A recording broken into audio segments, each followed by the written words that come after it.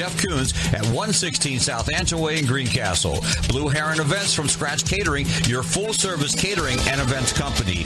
Antrim Diesel Services, we're ready to serve all your diesel needs, providing everything from state inspections to complete repair of diesel-powered vehicles. Olympian Athletics, 55 West Main Street in Waynesboro. Let us outfit your team with uniforms, warm-ups, hats, and so much more. Modernor Pharmacy of St. Thomas and Chambersburg, and McLaughlin's Drugstore of McCollinsburg. And Klein Stores. Visit kleinstores.net for complete tour schedule.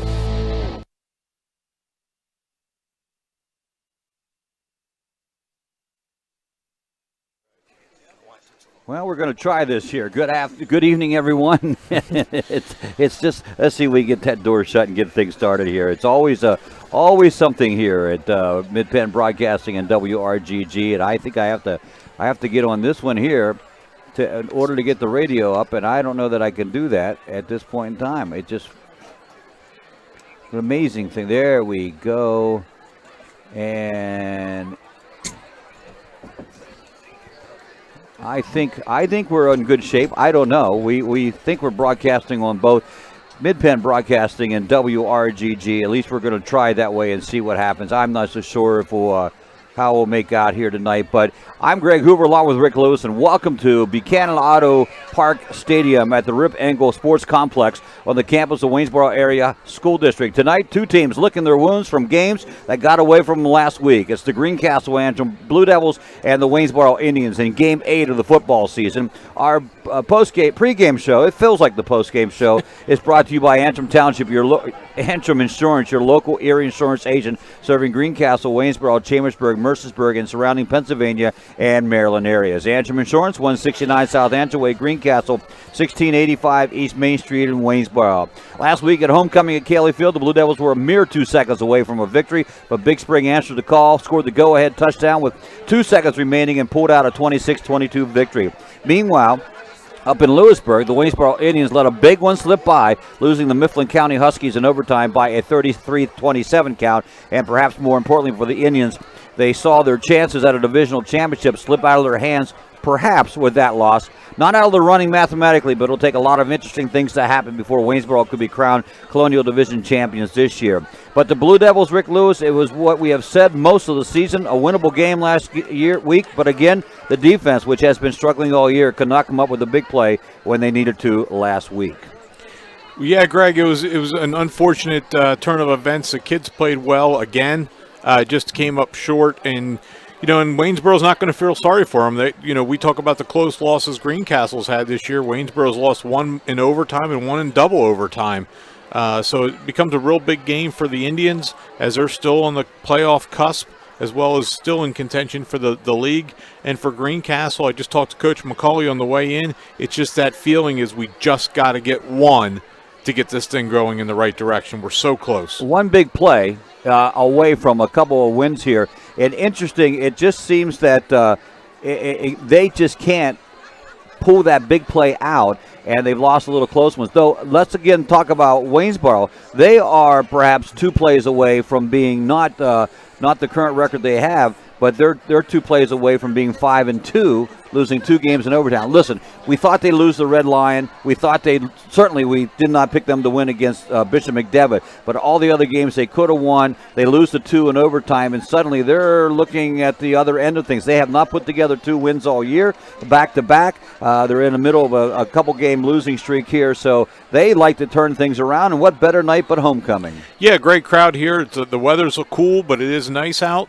And, it's a great atmosphere, so the Blue Devils are going to have their hands full. And it starts with Waynesboro with Jay Alvarez, the 6'5 quarterback, does kind of a dual threat guy, does it all. They run by committee. They run the ball a lot. So our defense has struggled a little bit stopping the run, so it's going to be up to, the Greencastle defense, really. The offense has done a pretty good job this year. The defense has to step up and stop the running game of Waynesboro. Well, it will be a lot of running for Waynesboro. Looking at things, they throw the ball about 11 times a game. They've completed about five times a game, so they're not going to throw much. Blue Devils, well, you know what? They've been throwing a heck of a lot lately. Been throwing a heck of a lot, and a lot of that also opens up room for Max McDowell. He's done a great job. I think I just read the other night he accounted for 17 touchdowns so far this year, either through the air or on the ground. But, you got to keep your eye on him. He goes back to pass. Ethan Murr has become a good target as well as Antoine Carter, and Adam Root is back and healthy. So he's got his receiving core, and they just need to continue. Like I said, offensively, I think Coach McCauley's been pretty happy. Defensively, they've got to find a way to make plays. Well, we are having some technical difficulties, certainly on the WRGG side of things, trying to get the sound up and running. It's just been one of those nights, it seems like, right here. I thought we had things squared away, but you know how that goes. Best laid plans of mice and men, as they say, somewhere along the line. So we'll see what we can do. Let's see. I don't know if the captains have met. We're going to see if we can do this, To kids, and we'll be right back. Underinsured. To grown-ups, not so funny. While they're both about coverage, most people don't know they're probably underinsured. And it makes sense. They tried to save a few bucks, pressed a few buttons, and click, bing, boom, a policy. But at Erie Insurance, our policies can be tailored to meet your needs, like our guaranteed replacement cost coverage. So if the worst happens, you can rebuild your entire home, no matter what it costs. It's the coverage a grown-up like you deserves, at fair prices that often beat the other guys. Talk to Erie about what's right for exactly where you are in life, not over or under where you are. And yes, I just said underwear again. Your local Erie agent is Antrim Insurance Agency, 717-593-0500. Guaranteed replacement cost subject to conditions and limitations. Go to erieinsurance.com/Erie Secure Home or talk to your Erie agent for more information. Erie Insurance. Banking done your way. It's more than just words to F&M Trust. It's a real commitment to you. As a community bank based right here in South Central PA, F&M Trust is more flexible, more responsive, and a lot more satisfying to work with. From fast mobile banking to saving reliably for retirement, F&M Trust really partners with you to help keep your life in sync. That's banking done your way. That's F&M Trust. Learn more at fmtrustonline.com. Member FDIC. Jerry Maguire, a great movie with a great line. Show me the money!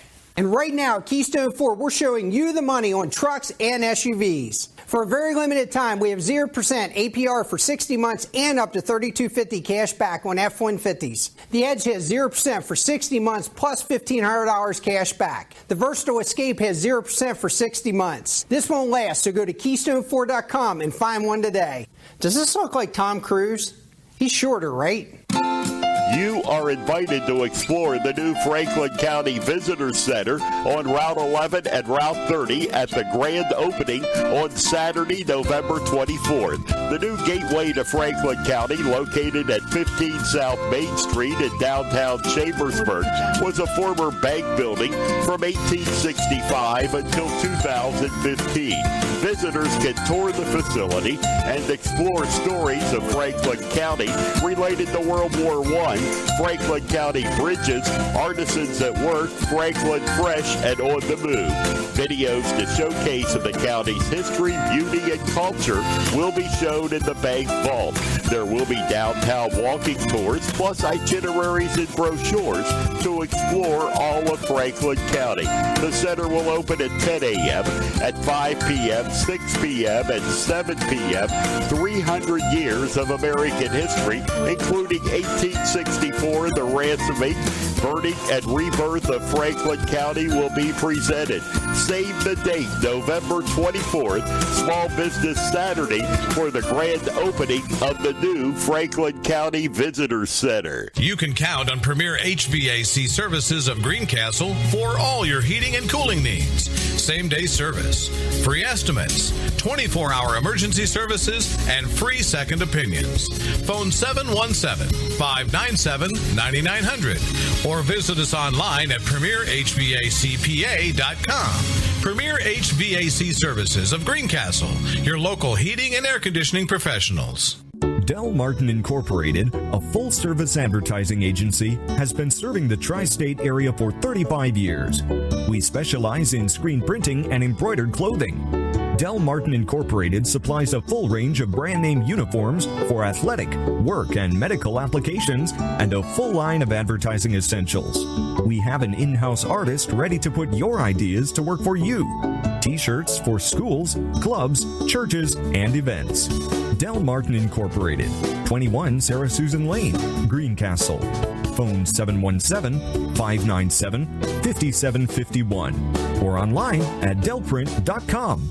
Shippensburg Physical Therapy and Sports Medicine, with offices in Shippensburg, Greencastle, Waynesboro, and Newville, specializes in orthopedic and sports-related injuries. Our therapists are experts in utilizing the most current therapy techniques, from hands-on manipulation to therapeutic exercise and aquatic therapy. We are a locally owned and operated practice and have a vested interest in the individual patient and community. Shippensburg Physical Therapy and Sports Medicine. Online at shippt.com. Phone 717-477-8030.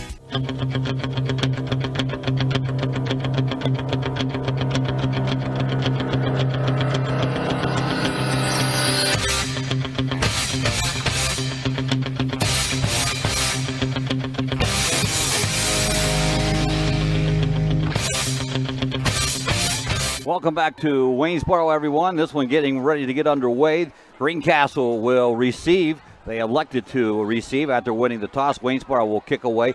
Waynesboro will move right to left on your radio dial. That will be, let me think this through, south to north. And the Blue Devils will go left to right, and they will move from the north to the south. Greencastle in the all-white uniforms, and Waynesboro looking a lot like Greencastle did last week in the all-gray uniforms. Yep, they're ready to go. Homecoming crowd, the big crowd for the Indians. Greencastle still filing in over the other side. As parking was a little difficult. A little tonight. limited today. Long kick going back, and it's going to go into the end zone and roll in. The Blue Devils will bring it out, take it over from the 20-yard line, see what they can do offensively here to get things started. Well, Rick, key to the game tonight for the Blue Devils. It's stopping the run, no question about it. They have to stop the run. As you said in the opening, not only is Jay Alvarez a quarterback, they go to about 5 or 6 different running backs and wing backs, fullbacks. They've got to find ways to do that. And offensively, they just have to take care of the football, limit the turnovers, and give themselves a chance to win. It would seem so simple, wouldn't it? Blue Devils. It always does in the locker room, Greg. Yes, it does. Blue Devils set out to go here, start things off from the shotgun. And right into another, looking like they want to pass it. They do, but it's a bounce pass. It was a handoff right away to the fullback coming out of the backfield. That was Thomas Hebert. Hebert wanted the pass, but he had someone on him right away and couldn't get rid of it. Right, Hebert's playing linebacker and fullback this year. He's been the backup quarterback throughout his career. Bless you. Pardon me, thank you. And tried a little trick play right off the bat, and Waynesboro sniffed it out right away. So Blue Devils will have a 2nd and 10. And they are sitting at their own 20-yard line. So first pass from scrimmage is incomplete. Well, Greg, you can't complain. We got started a little late tonight. Well, for the first time all season. Shotgun sidecar. And it's going to go to Tony Mayu around the corner. He's got some room, but there's a flag coming in from the back. That's going to negate that one. I got the funny feeling. Nice run up to about the 29-yard line. And that's just, if you reflect back over the course of the season, an 8-yard gain now is going to turn into about a 10-yard loss. So got to clean up those penalties, and we had some really costly ones last week.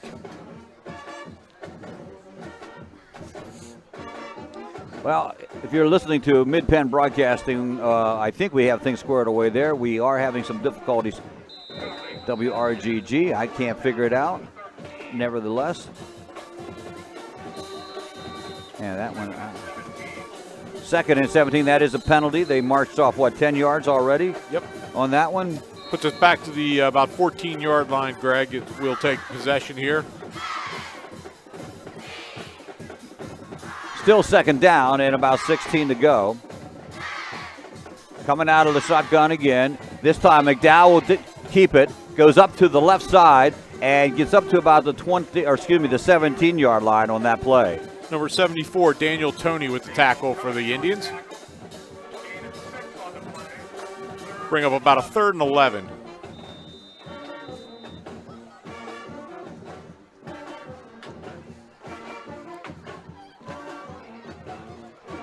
And I'm curious, can the cheerleaders and the band keep this pace all evening, Greg? Well, they're rocking and rolling right now.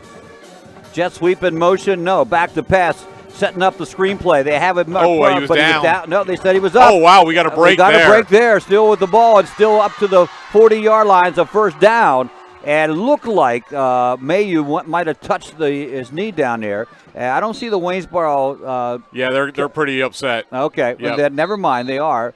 And that's going to be. This is going to be interesting now. We can't. There's no instant replay. Right. I don't know who they're going to ask.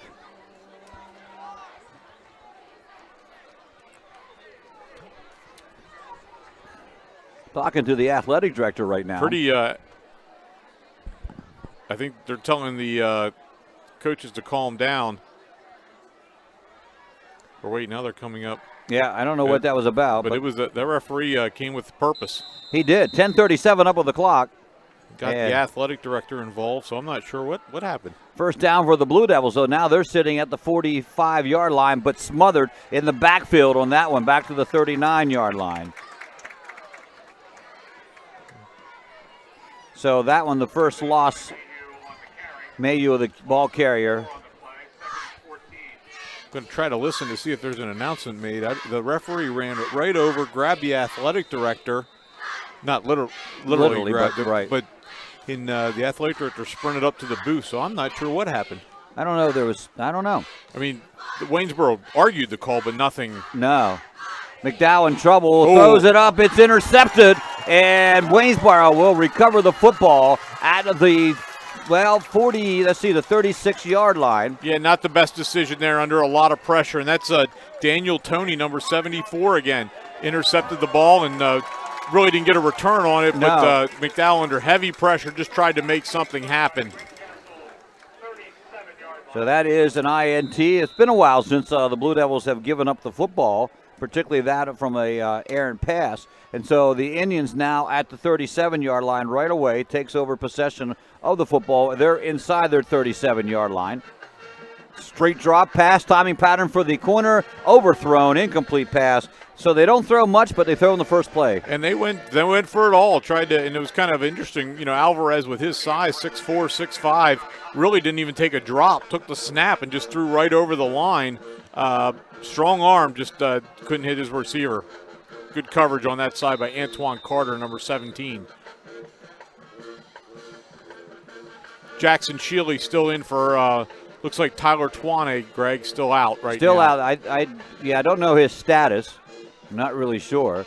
Waynesboro lines up two in the back, under center. They're going to give the ball right off the bat to their one tailback. That is Quentin Gaskill. He'll go around the right side and pick up a fair number of yards, 5 or 6 yards, as a matter of fact.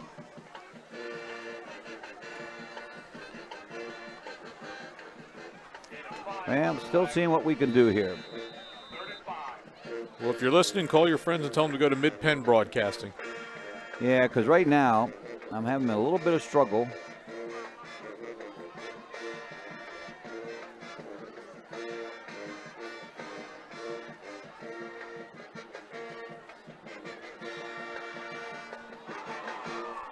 Looking, Greencastle gets in there. Big play. Throws Alvarez down for a huge loss.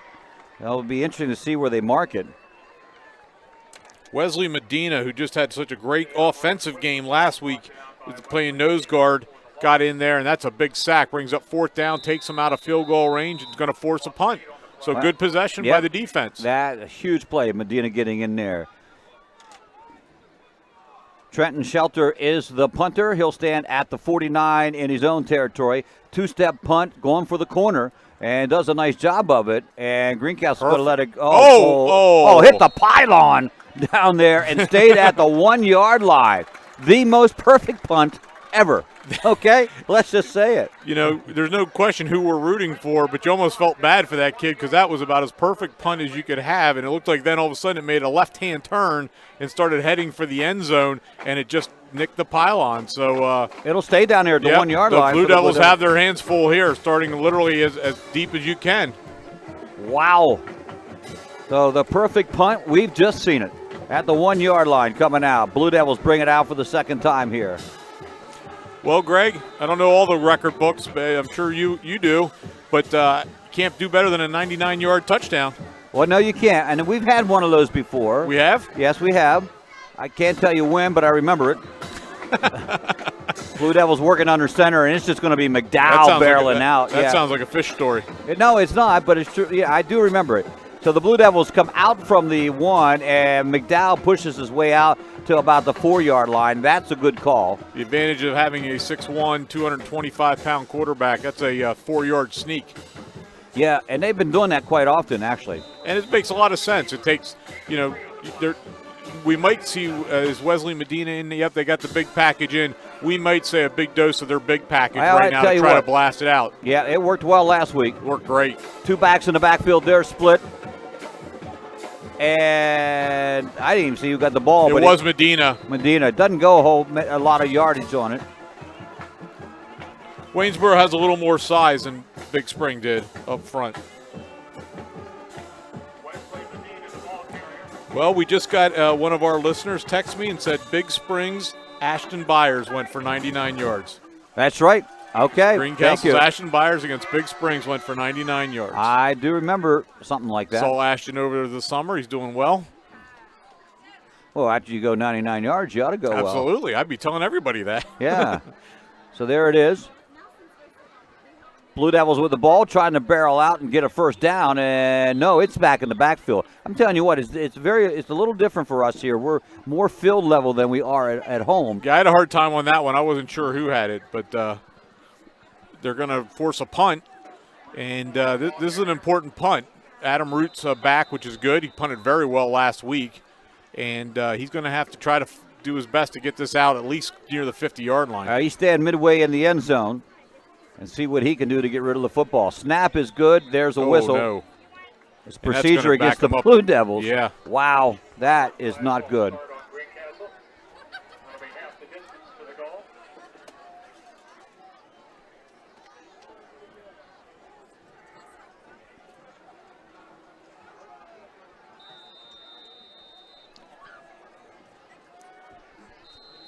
So now he'll stand 1 foot inside the end zone.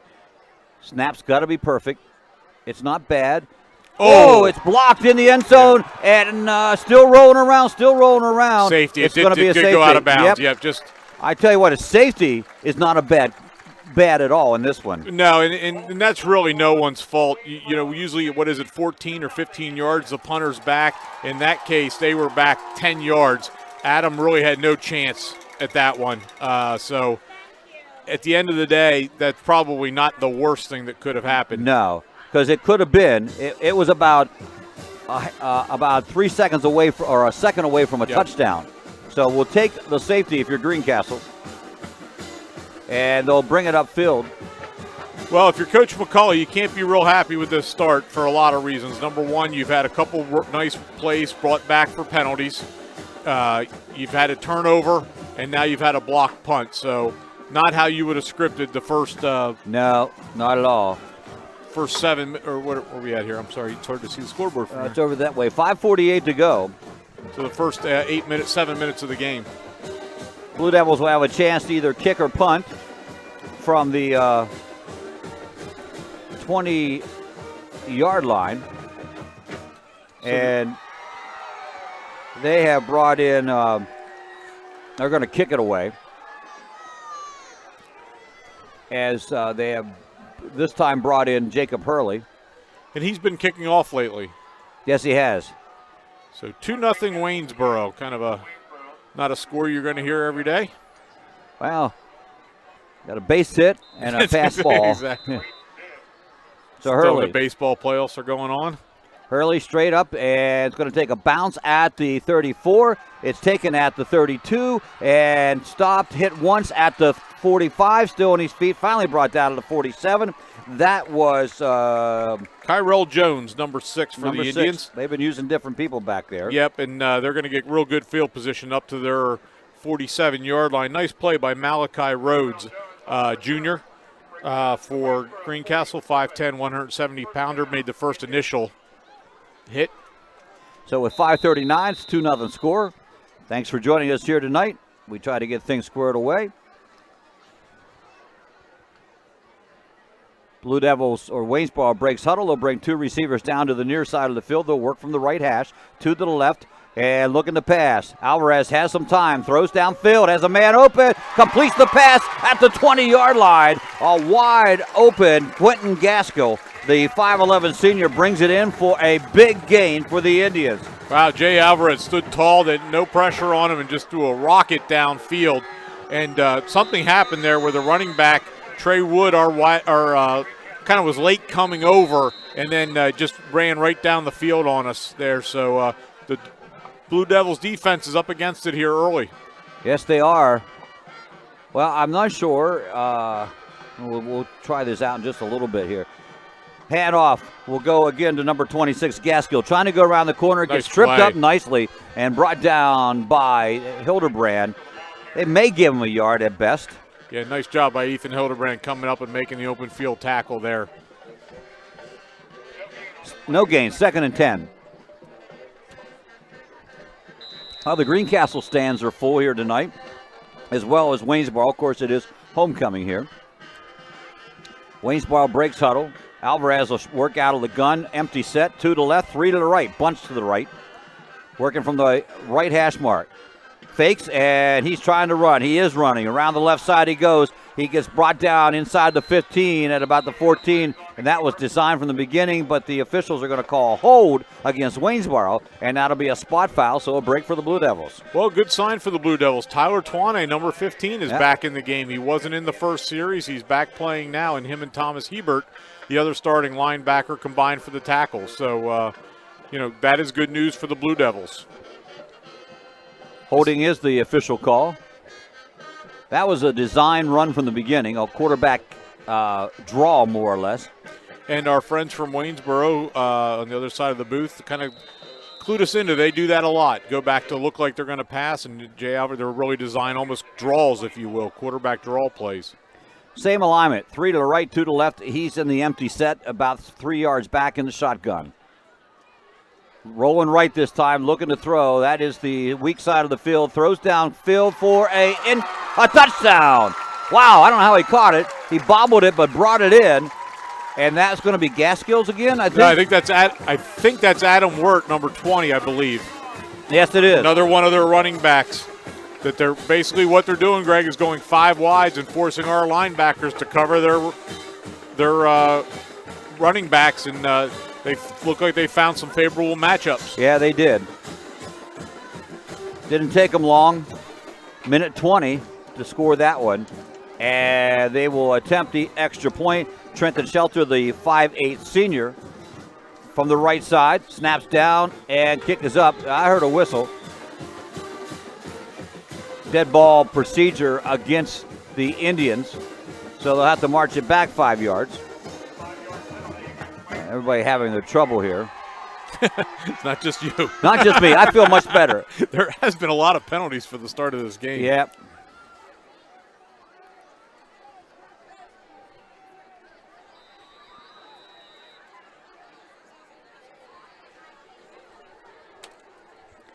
So he'll try it again.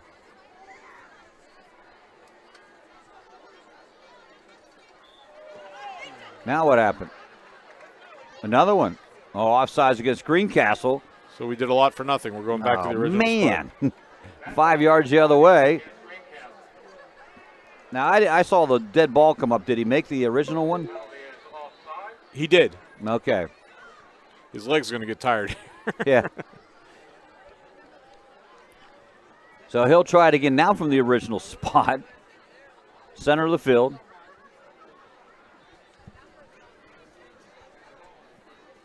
Wirtz the holder. Kick is up.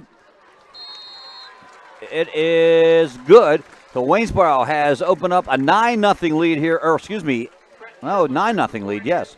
Early on here with 4:19 to go in the first quarter. We'll be right back on the F&M Trust Sports Network. Banking done your way. It's more than just words to F&M Trust. It's a real commitment to you. F&M Trust is more flexible, more responsive, and a lot more satisfying to work with. So if your bank hasn't been doing things your way, visit fmtrustonline.com. When it comes to buying tires, Keystone Ford has a very simple, easy to understand, crystal clear guarantee. We will beat any competitor's advertised price on the brand name tires we sell. That's our Keystone Ford low price tire guarantee.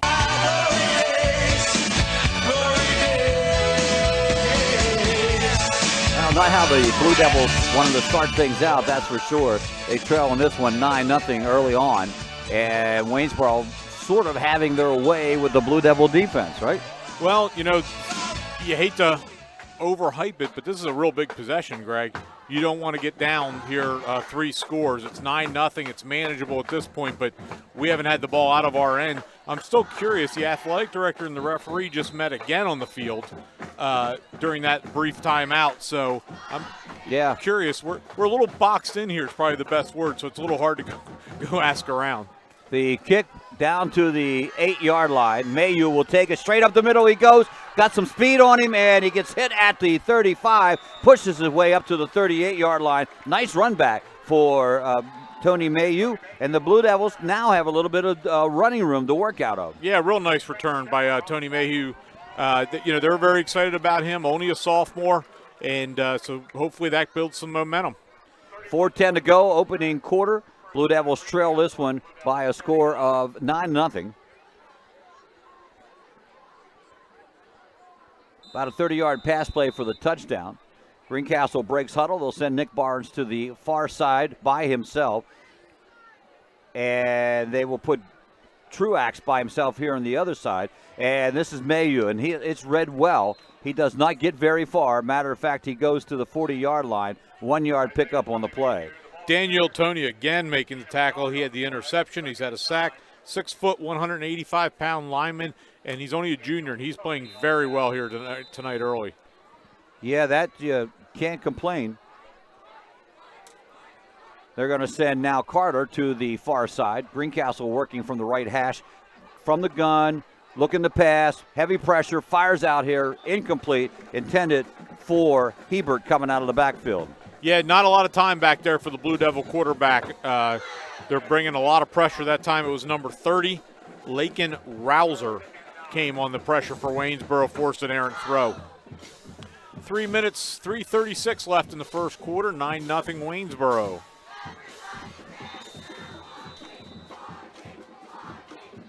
Third and a long 9 for Greencastle. So if this is a pretty decent or a necessary, necessary possession, then Devin McCauley takes the timeout, not liking what he sees early on, and not a bad timeout. Even though it's early in the ball game, Rick, sometimes you got to take those early timeouts and settle things down. Well, I think that was an excellent timeout. You better be sure you're on the right page because, as I said, this becomes a very important possession. You can't let this game get out of hand. You've got good field position. It's a big third down. You want to make sure everybody's going the right direction. So I think it's a good timeout. One thing I learned very early in coaching, you don't get anything for taking your timeouts home with you. No, you don't.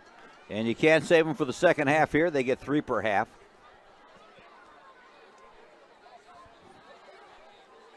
So whatever it was, Devin makes quick work and brings them out of the huddle. Out from the sideline. Now, I do know that they have an official that is running the clock. I don't know if that's where the communication was to. I'm not really sure. Empty set for McDowell. 3-step drop. He's going to run. Takes it to the left side. Barrels over the 45 to about the 46-yard line. Not good enough for the first down. And that looked like a design run, didn't it, Greg? It did. And Blue Devils will have to be forced to punt it away. Last time was tragic. Punted into the while they were in the end zone. I'm going to call a fake right here, Greg. All right. We got Max as the up back. Nope. The snap a little high. Oh! And Max blocked. He did what he's supposed to. Got a nice block. This one's going to take a big Greencastle roll. Great punt again by Adam Root. It was spotted at the 45-yard line, 46-yard line. It will be now spotted down near the 10. So you get 36 and 5, 41 yards. It's not from where you punt it, it's where the ball sits. So 12-yard line, nice punt though. And you're right, Max McDowell saved the day there. That Waynesboro broke through again, and he didn't get a lot of them, but he just got enough of that kid coming through for Waynesboro to let that kick get off, and that's a huge play. Well, the Blue Devils now need to come up with a stop because another score, I think you said it right, they can't afford another score at this point in time. Two receivers to the left side. They're going to work out of the shotgun with a sidecar to the right.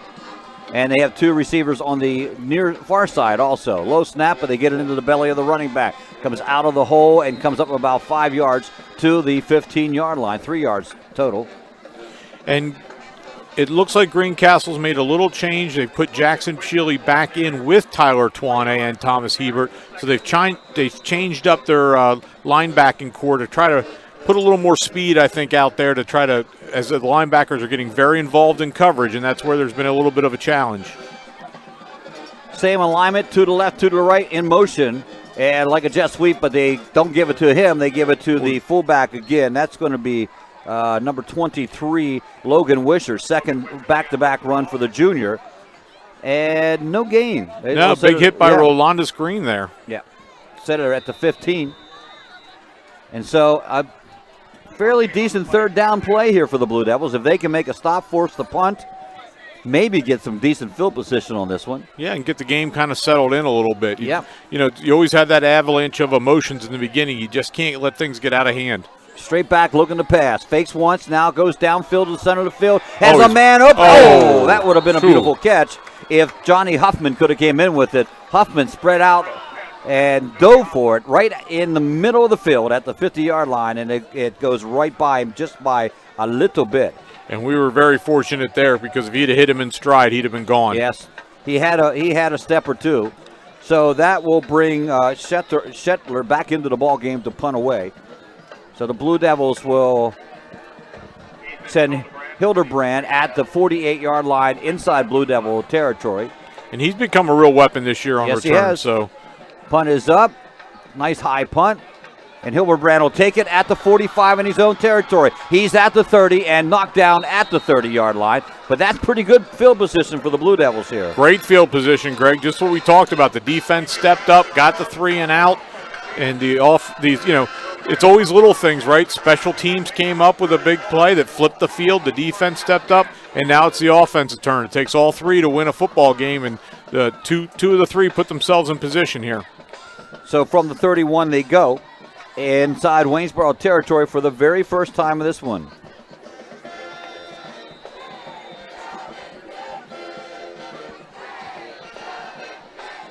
So let's see what the Blue Devils can do.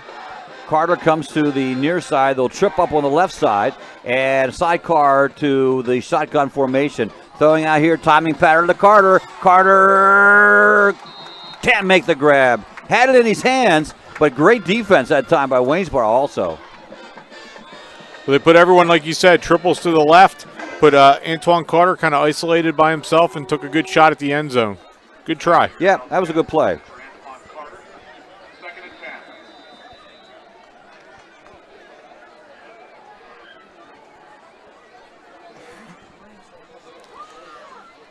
Blue Devils will come up at the 31-yard line of Waynesboro. Like you said, absolutely the best field position they've had all night.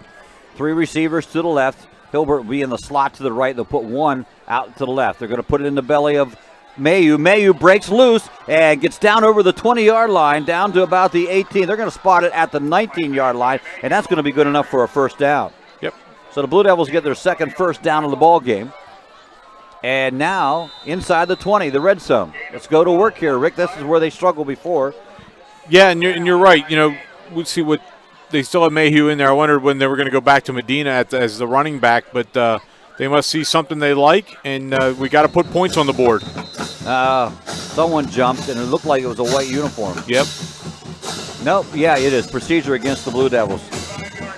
And another 5-yarder. That's the third penalty for the Blue Devils tonight. So and that's far. Just killers, Greg. Yeah, it is, and it just seems to happen all the time, right when they don't need it to happen.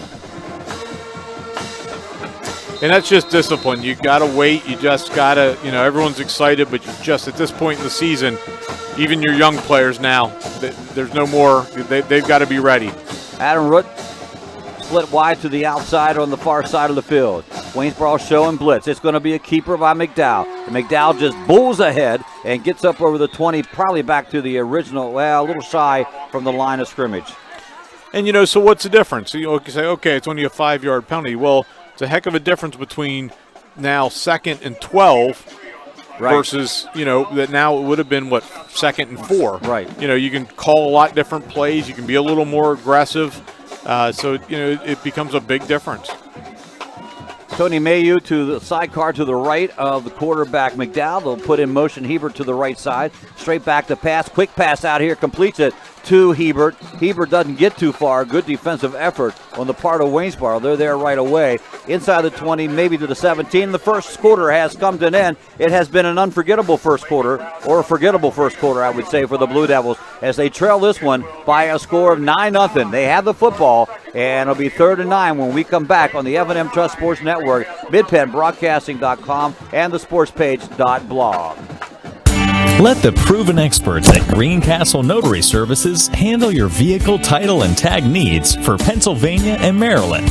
Instant registration for Pennsylvania, ATV and boat registration for Pennsylvania only. Greencastle Notary Services can take care of all your vehicle documentation needs. Greencastle Notary Services is conveniently located in downtown Greencastle near the post office at 38 East Baltimore Street. Open Monday through Friday 9 to 6, Saturday 10 to 1. Phone 717-597-3600. Want a good laugh? Watch those funny insurance ads on TV. Want seriously good auto, home, business, or life insurance? Come to the Antrim Insurance Agency, your independent Erie insurance agent with offices in Greencastle and Waynesboro.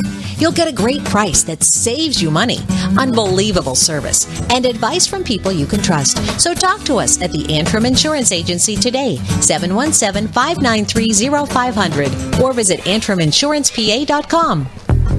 Blue Devils with the ball, 3rd and 9. McDowell back to pass, and he is in big trouble, and down he goes at the 25-yard line.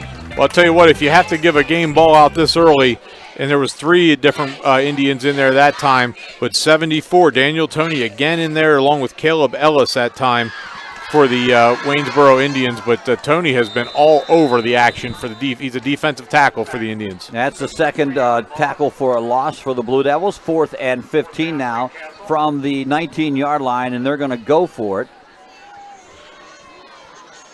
And what you said, Greg, we've struggled in the red zone. We've got to come up with something here. Straight back to pass. McDowell thrown for the corner, overthrown, and incomplete pass. He threw it in a hurry to get rid of it. Yeah, I think you had some time, but that's what pressure does. Yeah. Right? You get used to that, having to play a tick faster than you're comfortable with, and, that's what looked like it happened, because then you've got to regroup when you do have time, because you're just playing at a speed you're just not really comfortable at. And that's unfortunate. Greencastle had a good chance there, and the penalty's what started the whole kind of backward slide. It was. So taking over at the it'll be the 24-yard line. And, they snap right to the tailback. I guess that was designed. I mean, it looked like Alvarez went for the ball, but the tailback took it and ran up to the, only got a yard on the play, up to the 25-yard line. Yeah, again, Wesley Medina did a great job. Ethan Klopper got in there. I think it wasn't a real good snap to the running back. I think that's what it was, but it looked even a little more off because of the low snap, but threw off the timing of the play.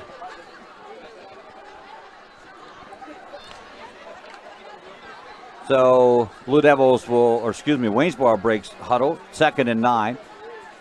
Alvarez from the gun.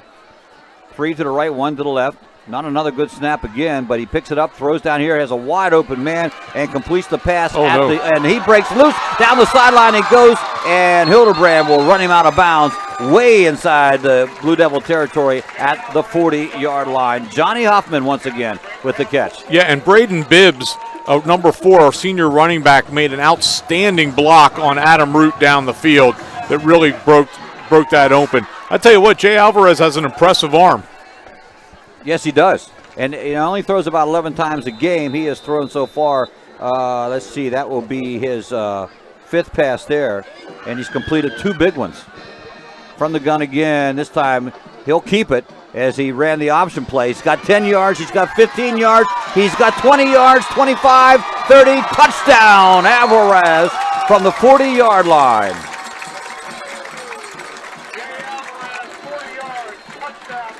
So touchdown Waynesboro, and this one's getting ugly early, Rick. Well, Waynesboro's playing with a lot more emotion than we are right now, Greg. They're just flat out taking it to us, and as Coach McCauley and I talked about, you got to handle the emotion of the game in the beginning. Can't let it get away early, and unfortunately, it started with a blocked punt, and it's kind of gone downhill from there. As we said, no one feels sorry for you in athletic events at this level, so you got to figure something out. You got to find you practice hard too. I remember talking to Coach McCauley after his first win. Is the extra point is good? Yep. I said, cherish this. I said, people are like, well, it's just Camp Hill. I'm like, people don't understand how hard it is to win games at this level. Right. Any game. Yes. Any game with that. So, they're hard to get, but the kids have to step up now and show their character. And, that's what's important at this point. 3 plays, 76 yards, and the 40-yard run by Alvarez caps it off the extra point up and through the uprights by Shelter, and it is a 16-0 ball game here with 10:13 to go in the first half. And Greencastle, I spoke to somebody. He said, they said, I have a bad feeling about this. This could be a blowout because Waynesboro has the potential to do that if Greencastle just doesn't play well. And right now, Greencastle really hasn't played well. Or Waynesboro has played really well defensively. We could say it that way. Well, I think it's probably a combination of both right now, I think. Because we never really had a problem offensively against anybody. We've always been able to move the ball. Tonight is a little bit different. So Waynesboro to kick off with a big lead. Not insurmountable at this point in time, but at some point you gotta answer. Gotta answer, that's for sure. And you can't wait too long because, Waynesboro has, obviously, they've got a pretty potent offense this evening. Yeah. That should be an offsides on Waynesboro, I would have to think. And that's what it is.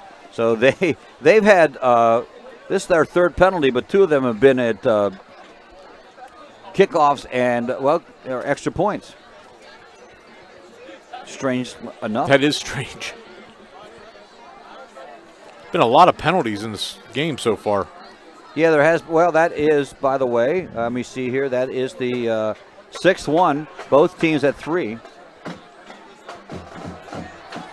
10:13 to go. 16-0. The Indians are up.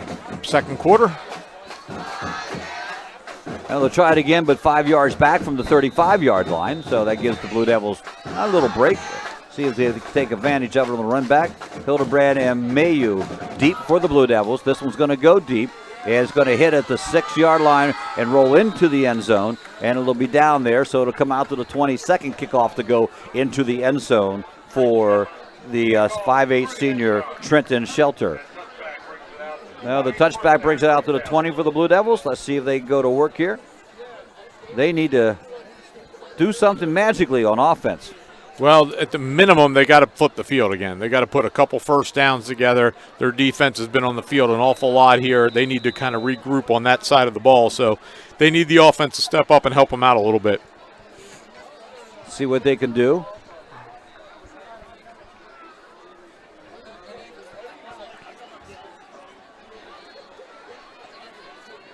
They'll put 2 in the backfield, and under center is the quarterback. Give it to the first man through, and that will be the tailback, and he'll get up to the 20-yard line. Little shout out, Greg, to the freshman football team, my friends Don Chabowski and Donnie Cordell. Yeah. They beat Waynesboro. Both teams were undefeated. They beat them this week on Wednesday, 19-14, and Waynesboro freshmen only gave up 3 points all season until that game. Yeah, that's pretty amazing, really. That is. The freshman football team for Greencastle is undefeated at this point.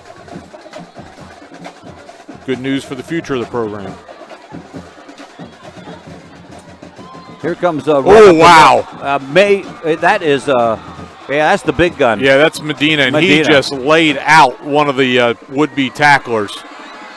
Wow, first down for the Blue Devils on that one, and he did, as the big package got it going there. So, you know what? They did that last week, just Medina, and it seemed to work. I'm not so sure that I would not stick with that for a little bit.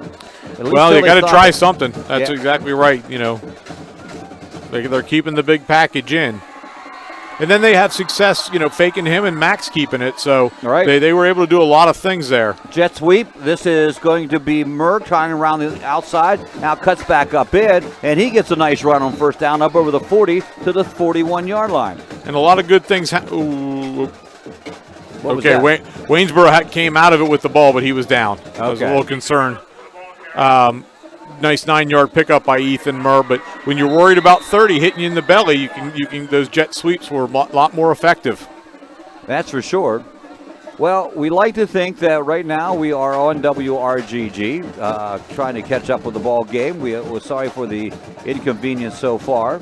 Oh, great play by Max McDowell there. Got hit in the backfield. I think it was to be a handoff. It got broken up right away, spun off, and carried it for about 7 yards and another Blue Devil first down, Greg. Well, they're moving this time and bring it up to the 49. Now, this is where Waynesboro says, you know what, we're going to talk about things here. We're going to take a timeout and check things out and talk over. Well, if you're listening on WRGG, I think we have you now. We're never quite sure. Can't hear down here. I didn't think about bringing a radio along. Why would I do that?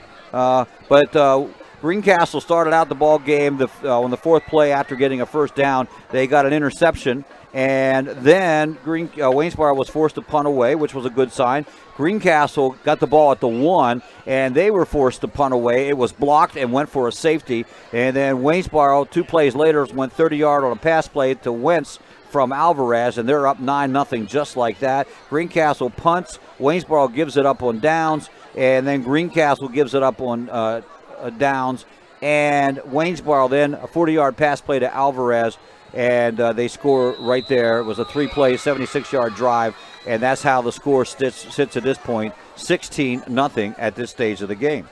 Well, and the defensive coordinator for Waynesboro was pretty animated there, so I'm sure he's not happy that the big package is kind of running over him right now. This is Hebert trying to go around the outside, has a little running room, gets 5 yards, gets 6 yards, good stiff arm, and in for the first down over to the 40-yard line. Excellent run. Again, just, Medina, Hebert, McDowell, Murr all touched the ball. All good things are happening in this possession.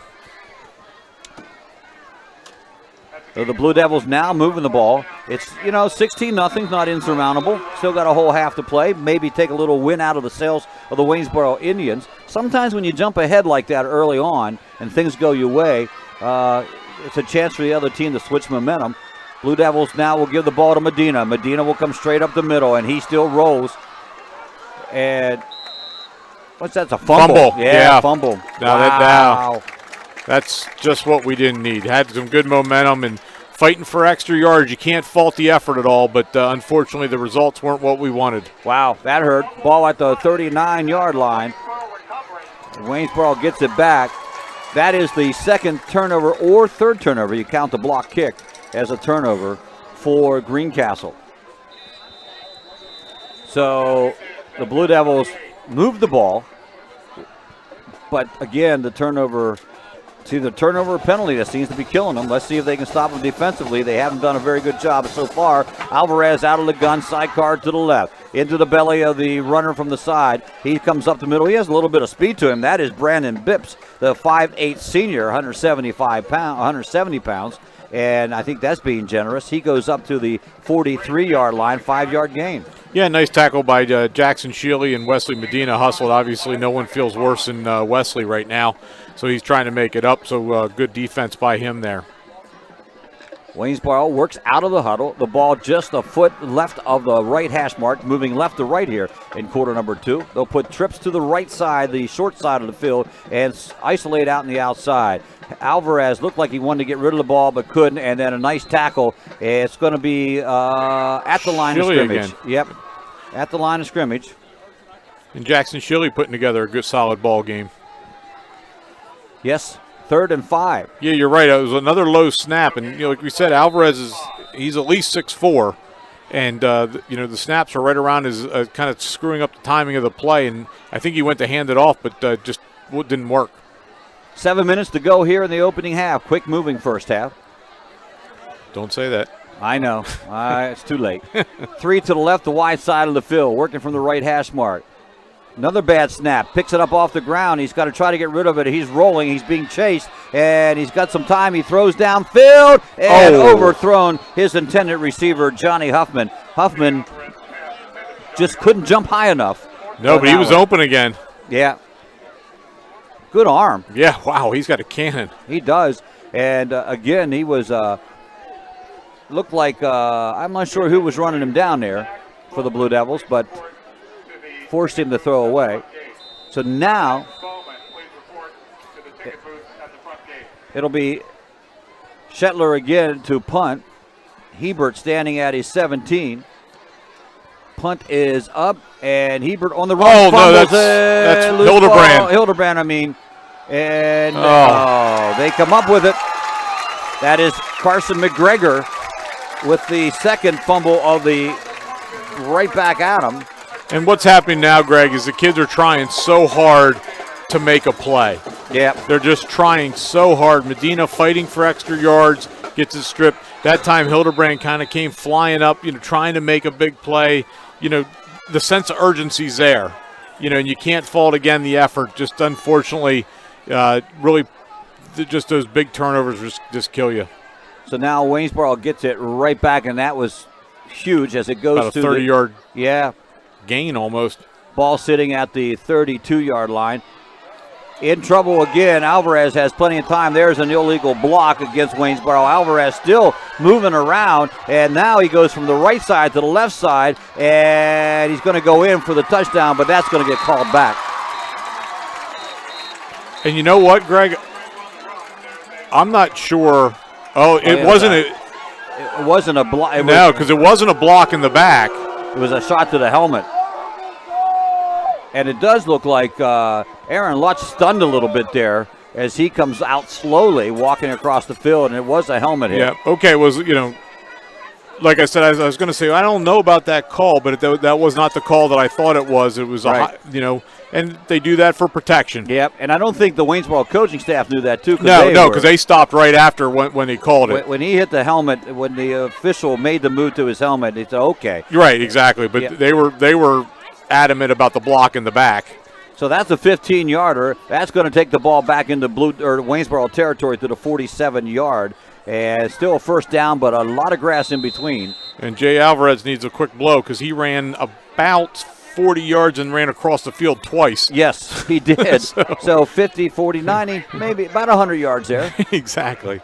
He'll send Johnny Huffman wide to the left side, and they'll really spread the backs out, two slots, and they'll bring in motion. And the jet sweep goes into the belly of Gaskill. And Gaskill is met right away for a loss on the play. Good to have Tyler Twane back. Yes, it is. Twane with a stop. And that is the second time the Blue Devils were able to get a stop in the backfield. Thanks for joining us here. Just joining us at WRGG. Thank you for enduring our problem early on. We're going to wind the clock. There, they keep it going. Do you know why they do have a ref on the score clock? No, I do not. Either that or he just had that shirt and a hat and thought he'd wear it. We're close to Halloween. Well, I don't know. He looks good. Yeah. Shotgun. Sidecar to the left. 2-3 receivers to the left. Alvarez with time. Now chased out of the pocket. Rolls to his left. Now throws it downfield. And it is caught at the 20-yard line. And the catch made there by Devin Myers, 5'10 junior. And again, just too much time. Yeah, too much time. And slung it. Yep. Is that a word? Slung it? Because I'll buy it. I understand what you're saying. Yeah. He does. He's so long and lanky. He's just got that.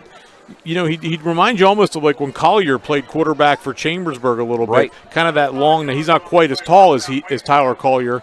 But he's got a strong arm, and we're not getting the pressure on him. That's letting those receivers get really deep down the field. Sort of like a sidearm effect, too.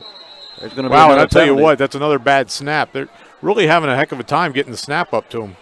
And we'll wait to see what the call is. Is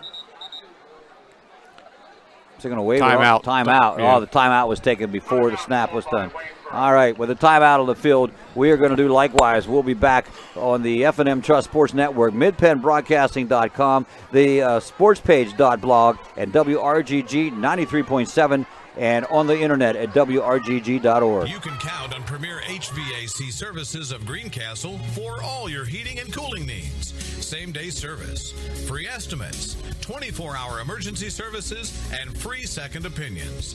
Phone 717-597-9900 or visit us online at premierhvacpa.com. Premier HVAC Services of Greencastle, your local heating and air conditioning professionals. WRGG like to thank Henry's Floor Covering for being an underwriter for their broadcast on 93.7 WRGG. After the timeout, 5 minutes up on the clock. 16-0 score. Waynesboro up on this one. And knocking on the door again with the ball at the 20-yard line, 1st and 10. Blue Devils making some defensive changes as Carter comes back into the ball game. Alvarez goes up under center. He splits his back in the backfield. Everybody else is in tight. Almost fumbled it, but he's able to get the ball off to Wirtz. Wirtz trying to go around the right, gets grabbed from behind and drugged down at about the 15-yard line. That's still going to be a 5-yard pickup on the play.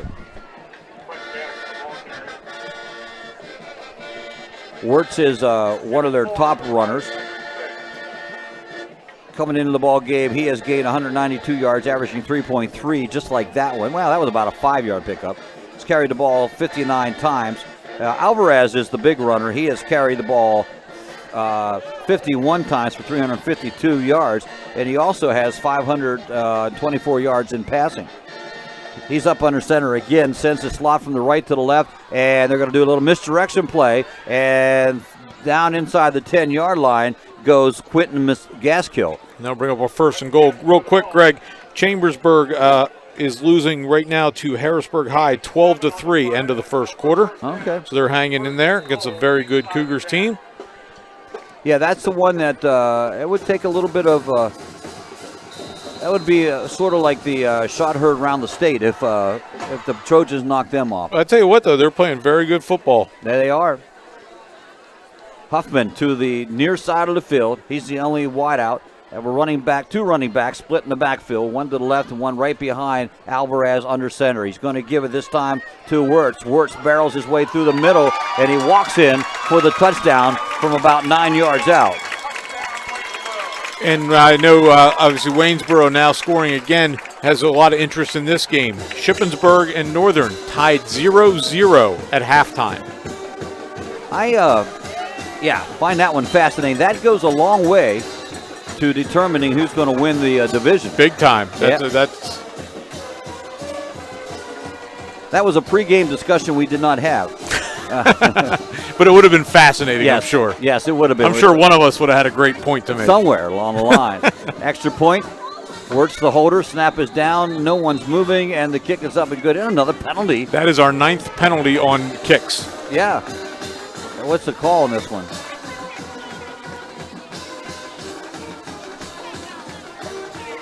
Waving the flag off. Okay. I think the refs are even tired of throwing flags on their kicks. Just kick it. Wasn't that important? Let's just exactly.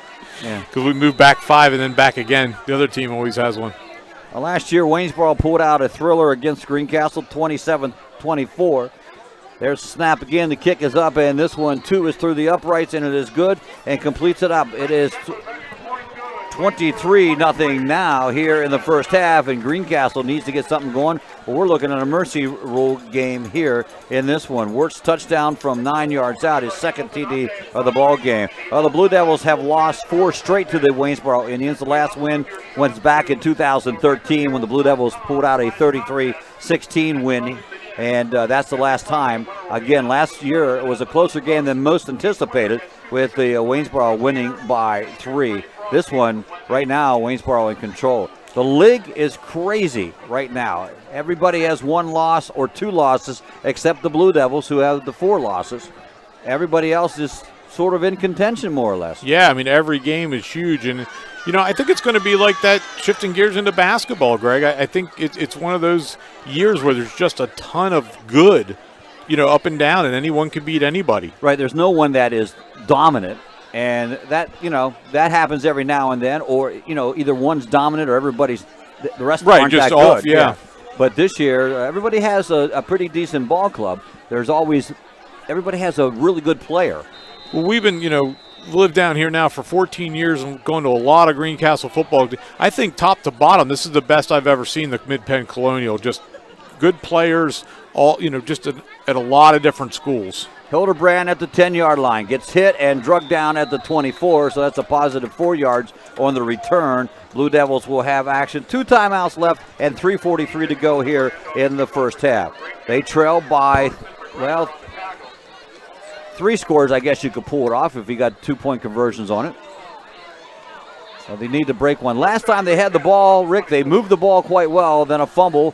Gave it right back to them. Then they were able to hold, and then a fumble on the punt. Next thing you know, Blue Devils are in trouble again. Yeah, this is a hard game to kind of explain. Waynesboro's played well, but Greencastle's given them too many opportunities. And it's hard enough to pull upsets off, especially it's hard to win any game on the road, whether you're favored or not.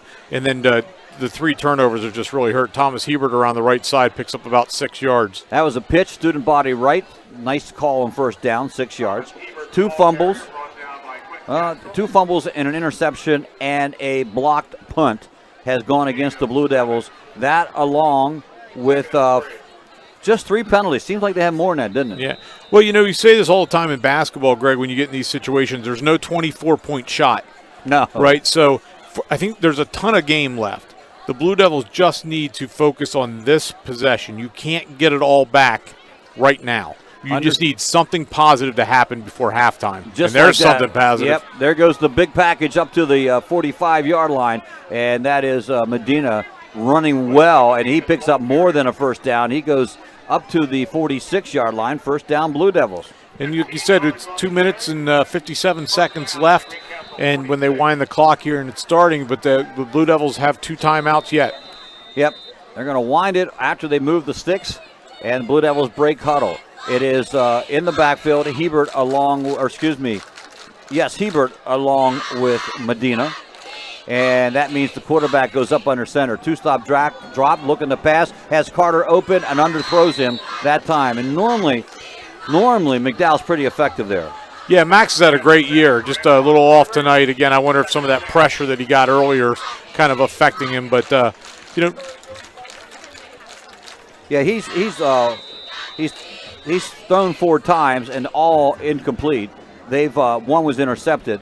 And then, of course, the first play out of was Hebert trying to pass for the Blue Devils. Running package now. Everybody in tight. They're going to give it to Hebert. Hebert has some room around the side if he breaks it.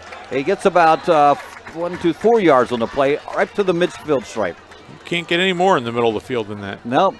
Ball will be spotted left hash mark at the 50-yard line. Clock at 2:26 and counting down here. 3rd down now and 6 for the Blue Devils.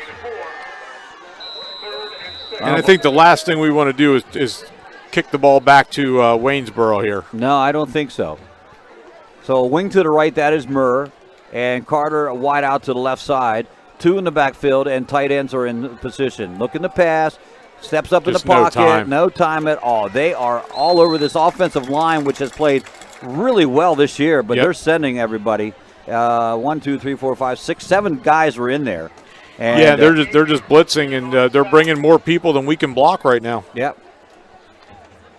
Yeah, if McDowell could block for himself, we might have been okay, but that's what they've seen. They know they have to hurry up McDowell, and that's what they've been able to do. When he has time, he is effective. I think for the most part, they're going to let it roll down, run down. McCauley waiting for the clock to roll down to the minute 25 mark and then call the timeout.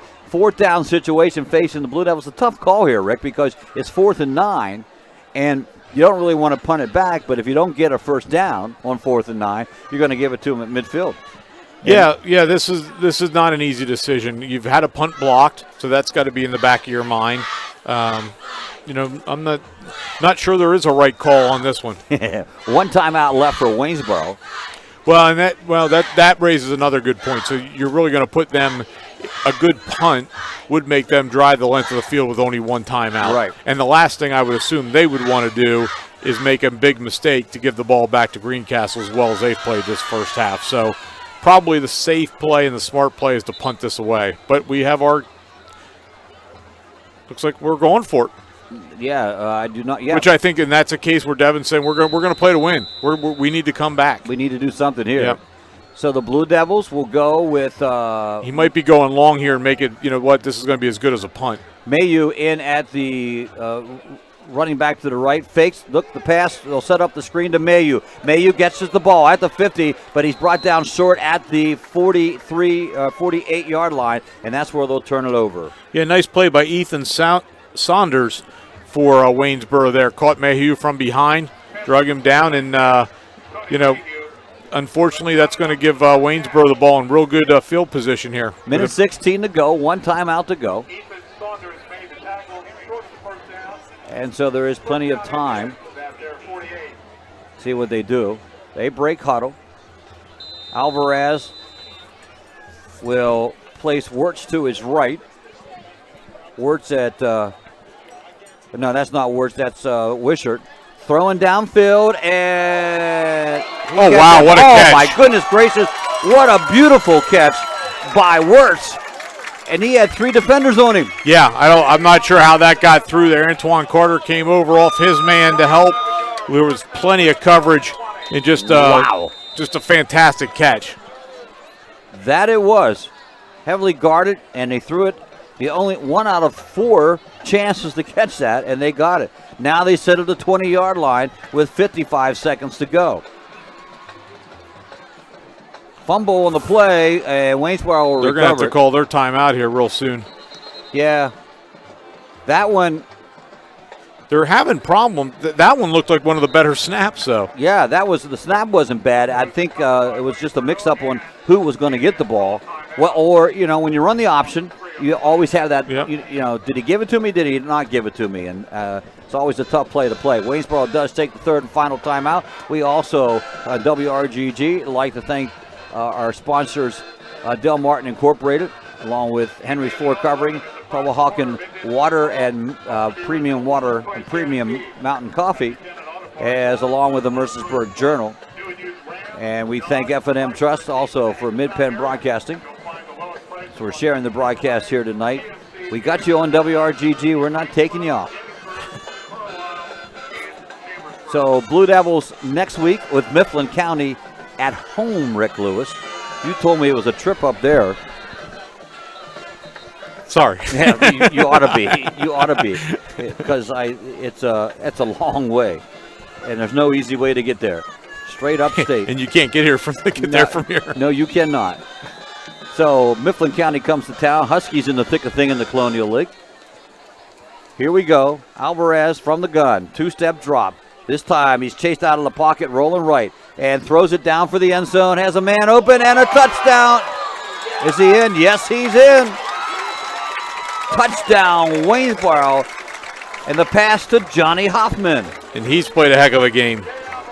20-yard pass. I tell you what, though, Alvarez, for everyone telling me about his running, his throwing has been pretty impressive. Yeah, Greg. Why haven't he thrown more often? One would ask. I have him unofficially at 3, 4, 5 for 8 here tonight, and they all been big yardage passes. Yeah, I mean they're not little dump offs, that's for sure. He's throwing the ball down the field, but like we said in the very brief opening we had, 2 losses, 1 in overtime, 1 in double overtime. They could very easily be 5-2. Oh no, another flag on procedure against Waynesboro on the special teams. That's the only thing Waynesboro has done poorly here tonight.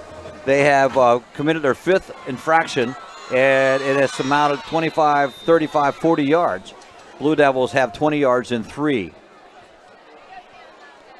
So we'll try it all again, but 5 yards back. Spot will be made at the 13-yard line. So 23-yard extra point attempt. Snap is good, kick is up, and it too goes through the uprights, and they have another score on the board. He's been an impressive kicker as well. Yes, he has. It is 30-0. And we'll remind you, 35 is when we get into the mercy rule. And, of course, with the mercy rule in effect, it only stops for timeouts, injuries, and touchdowns. And that makes the game go rather quickly. It makes it go very quickly, and, and that's huge. That is huge. Line drive shot, and Hildebrand picks it up at the 5. Comes to the 20. Now he's up to the 30, and there's going to be probably an illegal block on the part of the Blue Devils as the flag was thrown. Yep. Or a hold. One of the two, back at the 20-yard line. They just can't win here tonight. No, I think this might be a good time to take a knee. Take a knee and get out of it. Yep. 31 seconds remaining as we head toward halftime. And we'll see. We'll try to catch you up to date on some of the scores from around the area. That's going down as we head to the Antrim Insurance halftime. And that penalty is marched against the Blue Devils. Holding is the call.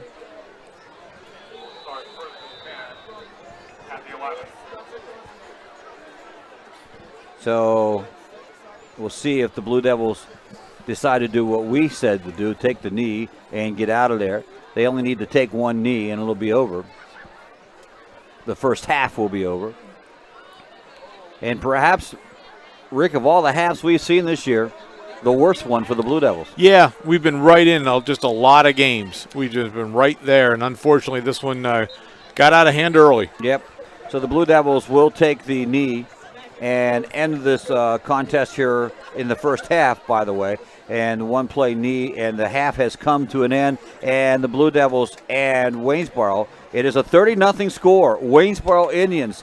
Some thought it might be close. Others thought it could be a blowout. And that's what's happened here. We'll be back after these messages on the F&M Trust Sports Network at midpennbroadcasting.com. It is also the sportspage.blog and WRGG 93.7 and WRGG.org. It's more than just words to F&M Trust. It's a real commitment to you. As a community bank based right here in South Central PA, F&M Trust is more flexible, more responsive, and a lot more satisfying to work with. From fast mobile banking to saving reliably for retirement, F&M Trust really partners with you to help keep your life in sync. That's banking done your way. That's F&M Trust. Learn more at fmtrustonline.com. Member FDIC. Jerry Maguire, a great movie with a great line. Show me the money! And right now at Keystone Ford, we're showing you the money on trucks and SUVs. For a very limited time, we have 0% APR for 60 months and up to $3,250 cash back on F-150s. The Edge has 0% for 60 months plus $1,500 cash back. The Versatile Escape has 0% for 60 months. This won't last, so go to KeystoneFord.com and find one today. Does this look like Tom Cruise? He's shorter, right? You can count on Premier HVAC Services of Greencastle for all your heating and cooling needs. Same-day service, free estimates, 24-hour emergency services, and free second opinions. Phone 717-597-9900 or visit us online at premierhvacpa.com. Premier HVAC Services of Greencastle, your local heating and air conditioning professionals. Let Olympian Athletics in downtown Waynesboro outfit your team with uniforms, warm-ups, hats, spirit wear, and more. Olympian Athletics offers all types of clothing and accessories, from traditional to fashion to uniforms and workwear. We do screen printing, embroidery, and digital design, individual and team trophies for any event. Olympian Athletics, 55 West Main Street in downtown Waynesboro, open Monday through Friday, 9:30 to 5. Let the proven experts at Greencastle Notary Services handle your vehicle title and tag needs for Pennsylvania and Maryland. Instant registration for Pennsylvania, ATV and boat registration for Pennsylvania only. Greencastle Notary Services can take care of all your vehicle documentation needs. Greencastle Notary Services is conveniently located in downtown Greencastle near the post office at 38 East Baltimore Street. Open Monday through Friday, 9 to 6, Saturday, 10 to 1. Phone 717-597-3600. When it comes to choosing a venue and caterer for your special day, choose Blue Heron Events from Scratch Catering to ensure your event is perfect in every way. Free tastings are available prior to planning your celebration, and you'll reap the benefits of 25 years of experience from our friendly and knowledgeable staff. Your perfect venue for weddings, banquets, receptions, birthdays, and corporate events. Blue Heron is constantly upgrading facilities to better serve our community. Check out our great Google reviews. Phone 717-830-2261. Blue Heron Events from Scratch Catering, 407 South Washington Street, Greencastle. At Horace Mann, we believe educators are taking care of our children's future and deserve to have someone help them take care of theirs. That's why we're here, to help educators protect what they have today with quality, affordable insurance and prepare for tomorrow with a variety of financial solutions. Visit your Greencastle representative, Jeff Coons, at 140 South Antrim Way, Greencastle, or call 717-597-4532. Horace Mann, founded by educators for educators.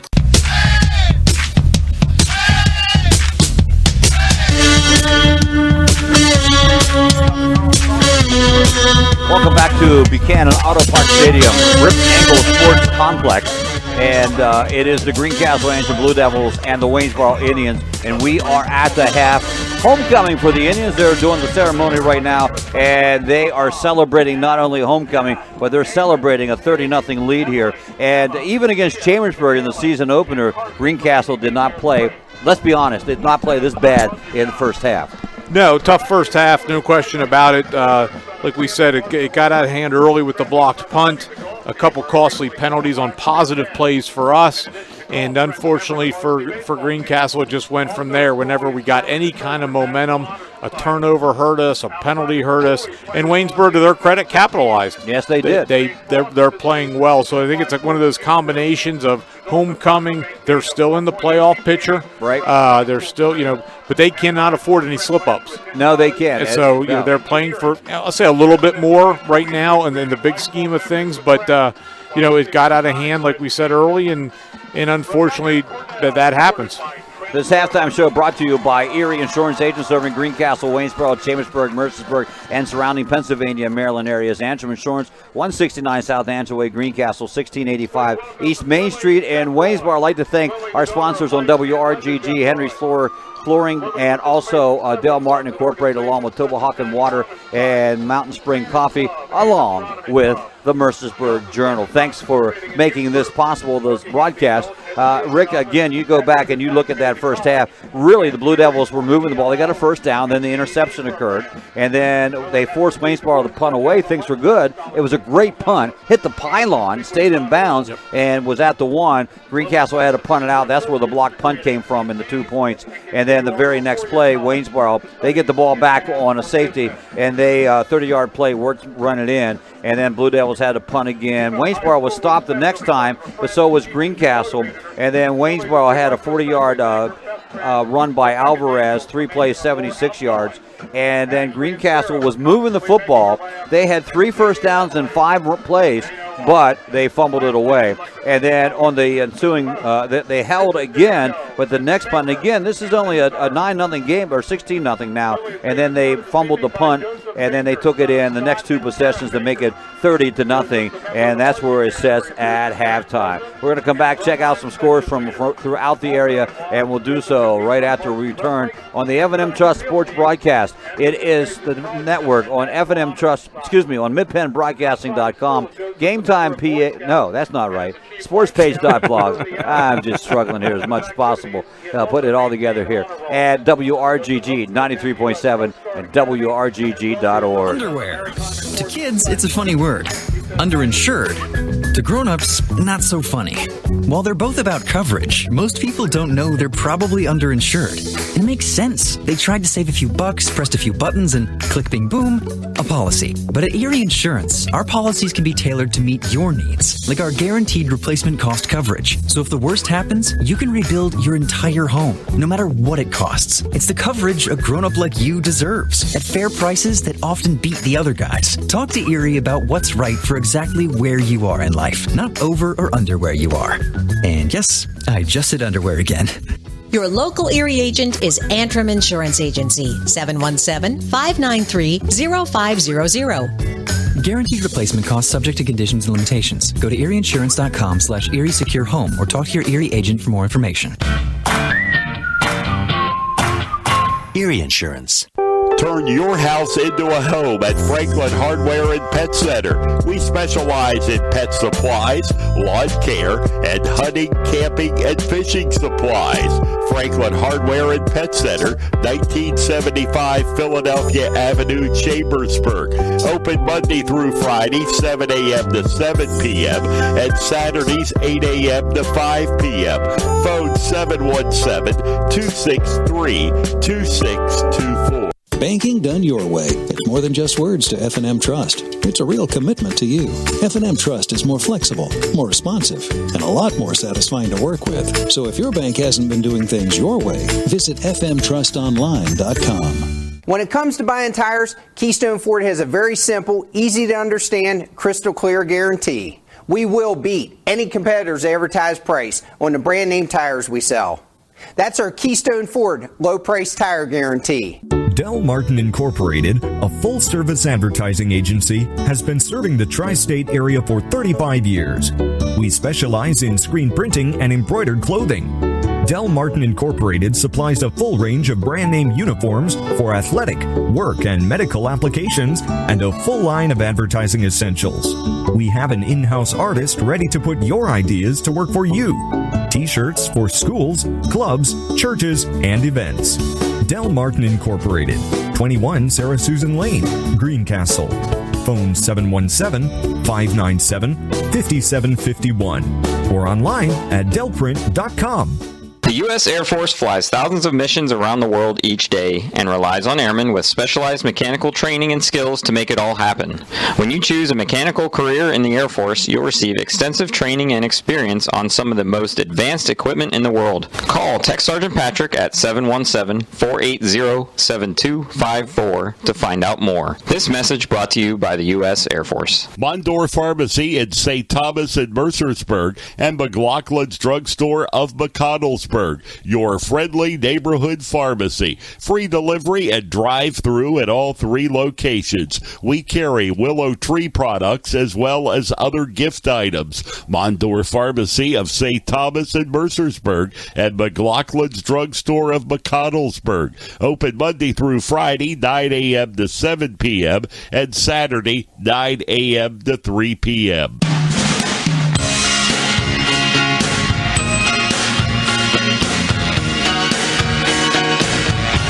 Welcome back.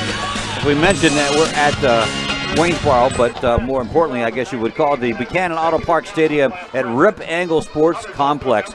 And Rick, not many people get to say that their school was associated with Rip Engle, who coached here in the 30s, left in the 11 years he coached here, left in the 40s to go to Brown. Somewhere in between there, I think he did a stint at Western Maryland College at the time, which is now McDaniel. That's where he graduated from. And then after leaving Brown, he went to this little place in Happy Valley called Penn State University and turned the program around. Brought with him his quarterback he thought was pretty good and made him the assistant coach, Joe Paterno. And the rest, they say, is history. But Rip got his coaching start here in Waynesboro because of the close association with Western Maryland McDaniel College. That's pretty. It's really cool. neat. It's really neat history of just how just a neat story. Yeah, all the way around. I'm a big history guy, and I think that's pretty cool. Yes, it is. And so tonight, Greencastle at the homecoming opponent for the Waynesboro Indians. They're doing the ceremony right now, but the Blue Devils in big trouble. They trail this one 30-0. And this is one, I think, Rick, at the halftime, when you come back out, you just say, all right, let's try, if nothing else, to win the half. If that's all we can do, let's win the half. So, well, I think if you're Waynesboro, you're getting the kickoff. Your point is, listen, let's score right away. That basically takes the game. That takes care of the game. That gets the mercy rule going and makes it really almost impossible to come back with that clock going. I think if you're Greencastle, you're saying we got to play for pride. And like you said, let's win. I don't even think you're trying to win the half. I think you're saying let's win the third quarter. Well, that's true. Let's take it in small chunks. Right. So here's what's happening. The league is at a logjam. Shippensburg sitting on top with a 3-1 record, along with Mifflin County 3-1. West Perry 2-1, which I was surprised they got beat last week. I got to tell you, they were my dark horse favorite. Northern's at 2-1, and then you got Big Spring at 1-2, Waynesboro at 1-2, and then Greencastle at 0-4. Waynesboro will, after this ball game, they got 3 league games left. They are in tight still with 3 games to go. As we look up their schedule here, they still have some tough opponents on the schedule. It's not going to be very easy for them, as they will take on next week Big Spring, and that one they certainly can win. They have West Perry next week, and then they have Northern, and then they have Shippensburg. So they have a really tough time. Let's check out the scoreboard, see what's going on throughout the area in the Mid-Penn Colonial Division, and, of course, with our Chambersburg Trojans. Well, right now we still have Chambersburg at halftime, only down 12-6 to powerful Harrisburg High. So that's impressive. That's very impressive, considering it was 81-3 last year, I believe. You are so right. What a turnaround. Yep.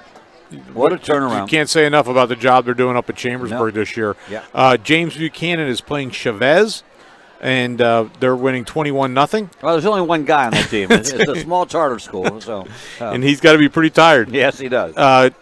Still don't. The one I'm really interested in is the Northern Shippensburg. The last update is still 0-0 at halftime. Well, and you throw a tie into what you just went through in the standings, and that becomes a real circus. There's no ties, though, in high school.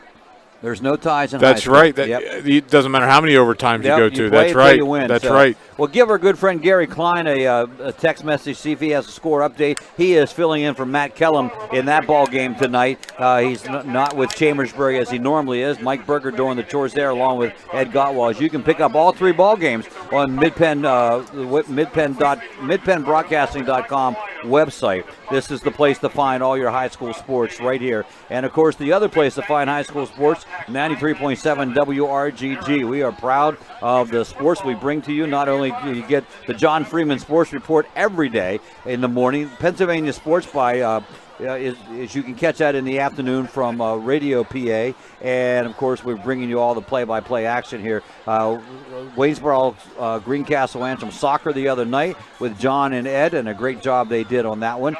Blue Devils suffered a 4-0 loss to the Indians, but scoreless still, fourth quarter in that one in Shippensburg. How they get to the fourth quarter already is beyond me. Of course, it is almost 8:30. It's at Shippensburg. Mike Montadoro wants to get home. Well, that's what it is. He's keeping the clock rolling. Well, that's not a surprise, by the way. Not a surprise if that would happen. So we'll keep you abreast on that one. So that one looking like heading to overtime, but there, one big play can turn it in. So that will have a lot to do, obviously, as we said, with the standings on this one.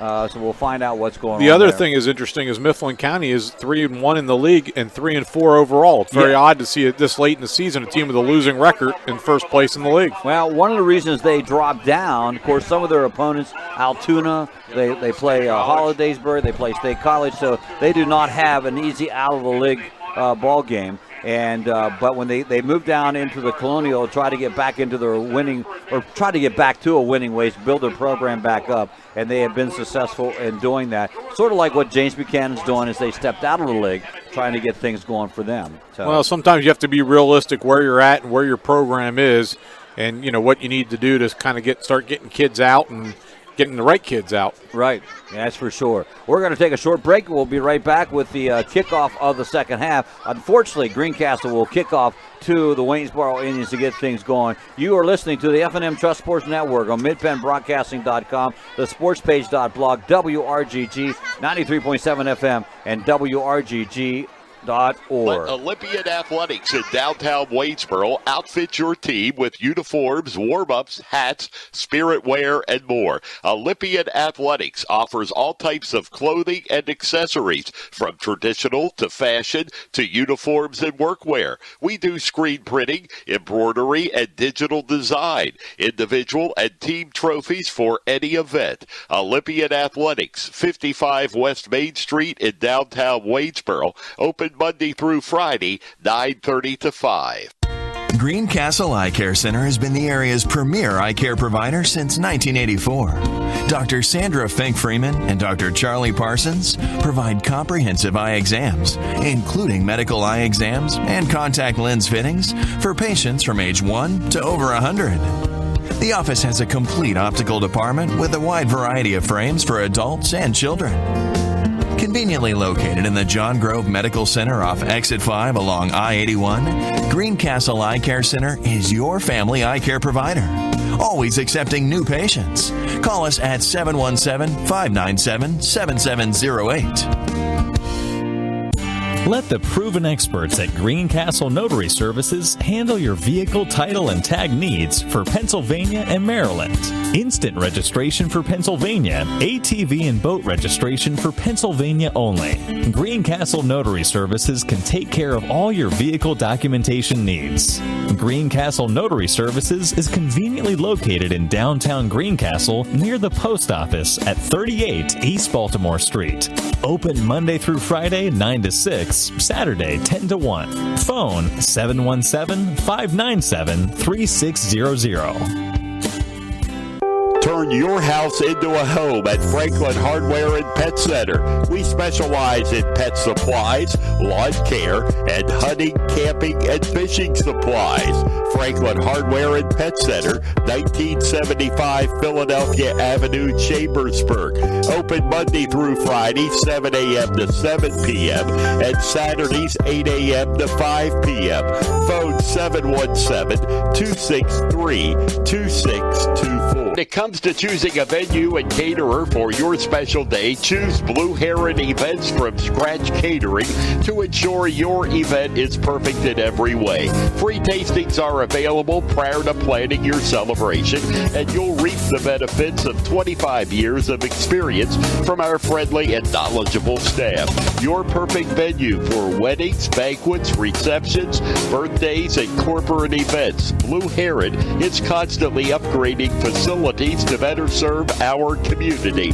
Check out our great Google reviews. Phone 717-830-2261. Blue Heron Events from Scratch Catering, 407 South Washington Street, Greencastle. Antrim Diesel is ready to serve all your diesel needs. We provide everything from state inspections to complete repair of diesel-powered vehicles. We offer repairs for commercial trucks, industrial passenger cars, agriculture, marine, and light trucks. Richard Price and his staff have been providing quality service, competitive pricing, and valued customer care for over 25 years. Antrim Diesel, 47 Commerce Avenue, Greencastle.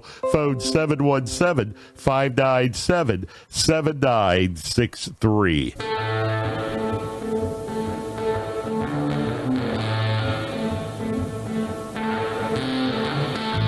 Welcome back. Halftime here still going on, as we mentioned, a little extended halftime due to homecoming. Waynesboro on top of this one, 30-0 as we head to the third quarter. I'd like to thank our sponsors on also on WRGG. Of course, that is Henry's Flooring, along with Tippewakan Water, and also don't forget the Mercersburg Journal and Del Martin Incorporated, all fine sponsors bringing you the programming and sports programming of WRGG 93.7. And thank you, our sponsors on Mid-Penn Broadcasting also. Teams coming back out after a long halftime. The locker rooms are a little bit farther away here at Waynesboro. They're filled. It takes a little bit for them to get to and back. But that, along with the halftime activities, have slowed things down. Greencastle's coming out here. They will be, as we mentioned, home against Mifflin County. It'll be senior night next week. It's the last home ball game next week at Greencastle. Then they'll be on the road to Gettysburg, which will be fun, Rick, because that's a brand new stadium over there. Oh, great facilities just in general over at Gettysburg High School. So, yeah, Greg, it's hard to believe. We're after tonight, 2 more games left in the regular season for football, and soccer's getting ready for the playoffs, and volleyball's getting ready for the playoffs. Field hockey's winding down, so the fall sports are winding down, and we're getting ready for hoops. Well, we already got golf they've already played their season. They always start a little bit early. Cross country goes into the postseason tomorrow as the Mid-Penn Conference going on tomorrow, and then next week will be the district meet, and then the following week's the state meet already. So it is all winding down and looking to go indoors. And I tell you what, this is an indication why we like basketball so much. That's exactly right. I just downed the hot chocolate. Yes. You can see more coats and hats and gloves here today. Now, again, it is only like 50-some degrees out, but that is the coldest it's been all season. And it's interesting. By March, when 50-some degrees rolls around, people will be in T-shirts. So, That's exactly right. That's exactly right. I was my wife and I were talking after work tonight, and I said, you know what, I don't even care what the temperature is as long as it's not raining. Yeah, that's true. That's a good point. And it isn't raining, thank goodness. So they are calling for showers later in the evening, and we hope that's much later in the evening. Post-game show the halftime show brought to you by Antrim Insurance, your local area insurance agent serving Greencastle, Waynesboro, Chambersburg, Mercersburg, and surrounding Pennsylvania and Maryland areas. Antrim Insurance, 169 South Antrim, Greencastle, 1685 East Main Street, Waynesboro. Greg Hoover, and a rare way appearance by Rick Lewis, filling in for Vern McCauley tonight. I don't go far. No, you don't. If you call this a away game, yeah. I don't know, but we'll see what happens here. Blue Devils fell behind early, and the block punt in the end zone, as you said, Rick, set the tone, and from there it has not been it's not been good. It didn't get any better than that. That's unfortunate is the case. No, unfortunately, that started the onslaught. A lot of emotion with Waynesboro right now, with the homecoming, with excuse me, a big crowd. They still have the league in sight. They still have the playoffs in sight.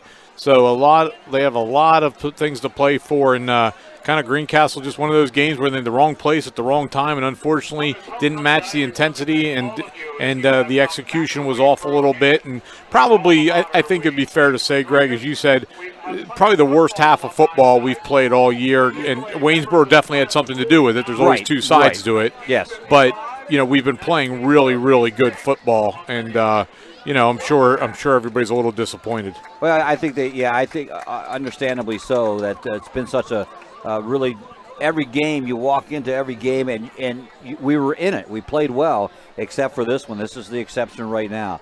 Well, we're getting ready to kick off. Blue Devils will do the chores to kick things off here to start the second half. It is Jacob Hurley, the 5'9" junior. He will be the one to do so, and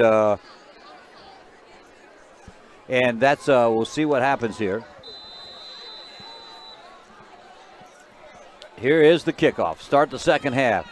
It's going to be a tweener taken at the 30-yard line, and that is being brought up to the left sideline, stopped at about the 43-yard line by Matt Williams, the 5'8" junior. So that's where Waynesboro will take over. Actually, a real nice catch. Yeah, it was, over the back of his head. And Waynesboro will trot out the starting offense here to get things underway to start the second half. And it is their quarterback, Jay Alvarez, who's had really a pretty decent season. And as we said, he's averaging about 11 throws per season, or per game. He's only thrown 8 times here in the first half, believe it or not. It seems like but his yardage is probably close to 200. Yeah, they haven't been dink and dunk passes. They've been rockets down the field. First play from scrimmage, play action face, rolling to the left, throws upfield and completes the pass to his intended receiver, Adian Campbell, and the senior takes it out of bounds at the third inside Blue Devil territory at the 44-yard line. I'll tell you what, he throws the ball well. Yeah. He's got a very live arm, and he's been accurate tonight. So, and unfortunately, the Blue Devils have not been able to get to him at all, have not been able to put any pressure on him, so he has plenty of time to sit back there and pick out his receivers. McDowell is 0 for 4, 0 for 5, count the interception, I guess, and then Greencastle 0 for 6 in the passing game. We haven't seen that all season either. Here is the going to be the Gaskill trying to come around the right side on a student body right on a jet sweep, and he gets in close to the first down. They're going to move the chains. Yeah, and this is what we thought. We thought Waynesboro, I'm sure, got a pretty, even up 30-0, I'm sure they got a pretty animated talk about not letting up, get to the mercy rule. We call these on our team program wins. you win, and then you get a lot of kids into the game that deserve to get in during a homecoming type event like that they practice real hard and just they don't get in very often. So these are important games when you're up. Alvarez under center, hands off to Wirtz. Wirtz goes left side of the line and takes it into the 31-yard line. Pick up at about 2-3 yards on the play.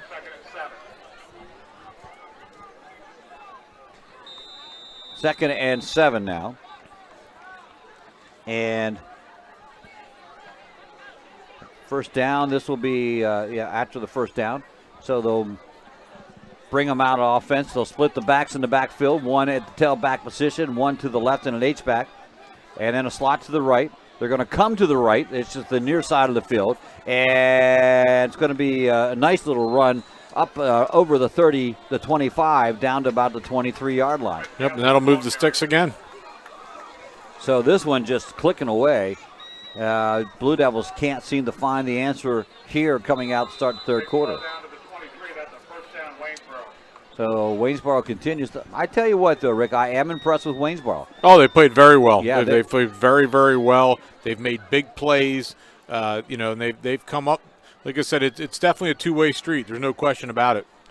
Under center again, pitch out this time, going to go to Gaskill. Ran right out of his shoe. Yeah, he did, and finally brought down inside the 10-yard line. Still has some speed in that one, but he lost his shoe.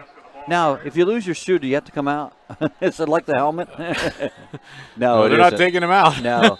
Yeah, he's got to because he's got gloves on and tape and everything else, so I'm sure he's going to need some assistance there. Yeah, but get that on. Yeah, they're methodically moving the ball right down. This is kind of more the offense we thought we were going to see. Right. But they're taking time right off the clock, and they couldn't have scripted this opening drive any better. Down to 9:34 here in the third quarter. They're going to bring wide out to the far side of the field. That is Johnny Huffman. And everybody else in tight, and there's going to be a delay of game called against. The shoe got him. Yep, the shoe was the one.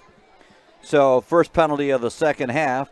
That was probably their only drawback, Rick. 40 yards in penalties and 5 different penalties.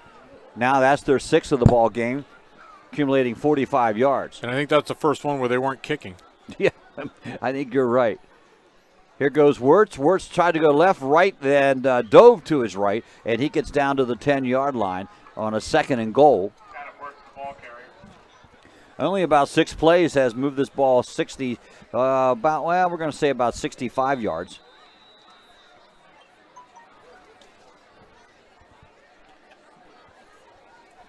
So 2nd and goal from the 10. They'll split one to Huffman to the right side. Everybody else in tight again in a running formation. They do have a slot to the right in Logan Wishart.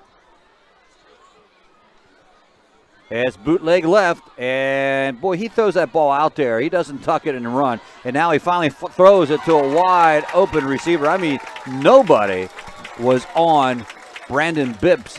And when Huffman came from the other side, or Alvarez came from the other side, he was wide open. 8-yard pass to Bibbs, getting everybody into the action. And it was just a small little toss. And when you're not being defended, it's easy to complete that pass. Yeah, unfortunately, this game's gotten out of hand, like we said, and looks like the Blue Devils. It's tough. It's tough to get up. It's cold. It's funny when you're down 37-0. It's colder. Bad snap, and they're going to call.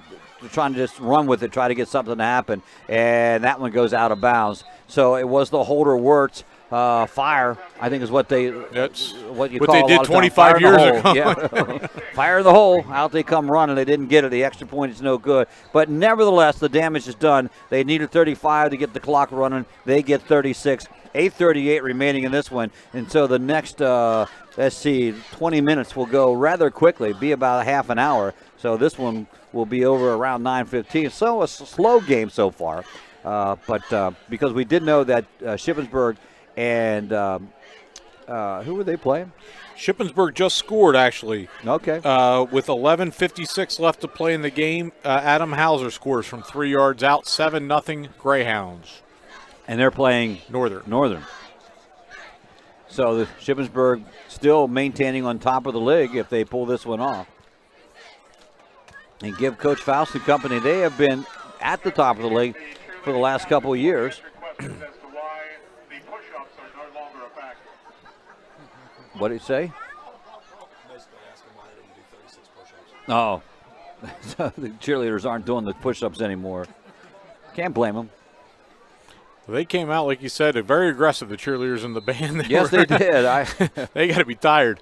Shelter kicks it deep, and it will be Hildebrand on the run at the 12-yard line. Comes up through the middle near the big numbers just left of the hash mark, and he'll bring it up to the 30-yard line. Blue Devils' first possession of half number 2. Let's see if they can do something offensively. I think if you're Coach Devin McCauley, you just want to see some positives offensively. Yeah, you're kind of in a tough situation here. You obviously don't want anybody hurt, but you also don't want to go on this such a sour note. No. You still have 2 games to play. You want something positive. The kids have worked so hard all year. You want to go into that last home game, feeling a little bit better. So Honey's the backup quarterback, and he's been injured. I don't know if you want to see him in that position. Here is the option play. McDowell keeps it, and he barrels up over the 40 for the first down. And he stuck it in the belly but pulled it out, and he saw something there, so he gets the first down with that. So, Tahani just getting back into the ball game. You'd like to get him reps, but is this the game to get him reps in? Yeah, and the answer to that is I would say no. Yep. Be thankful he's back playing defense. Yep. Carter comes to the near side of the field. They'll work from the left hash mark. The hash mark. They're moving right to left here in quarter number 3. McDowell out of the gun. There's the snap. And Mayu, no, he doesn't take it. Passing it down the field for Murr and overthrown. The intended receiver, Ethan Murr, falls incomplete. Just a little overshot there. He had him. Ethan had a step on the defensive back. They're winding the clock. It would normally stop after that incompletion, but we are in the mercy rule. 2nd and 10. I guess now more of a question for Waynesboro. What do you do? Because do you start now subbing right away? Alvarez is such a huge part of your offense. You do have a whole stable of running backs to go to, so you can probably keep alternating them. But Alvarez has his helmet off for the first time. I don't know if that means anything or not, but. Mayu trying to make something out of nothing. Nice spin move over there near the right sideline, near the Blue Devil bench. He did a spin and then dove, and he should have been stopped at the 41. He makes it up to the 46. As you mentioned, high hopes for him. This and again, they're bringing in that sophomore or freshman group that you mentioned about. And it's well, Adam Root just came in on offense. He's a sophomore as well, so. There's definitely some players coming up through the ranks. Sometimes you just go through this in a public school situation. Yep. And the last couple of years, and as Mayhew breaks a big one here. Wow, he does. That was a great fake by McDowell. I thought McDowell still held the ball and was passing, but it's a 20-yard pickup for Mayhew down inside Waynesboro territory to the 35-yard line. So, great play. The last couple of years, it's been, the Blue Devils have kind of been down. Before that, it was 14 straight, whatever it was, winning seasons. So, it tends to go in cycles. 39-yard line, excuse me. I said 35. McDowell out of the gun. Throwing a timing pattern for the corner. Caught by, in and out of the hands of Carter. I thought he had it. Yeah, good throw. That one he got out there, and the only person who could make a play on it was Antoine. 2nd and 10. That's a good one from the first down. You said the clock is rolling pretty quick now. We're down to 5:57 and counting left in the third quarter.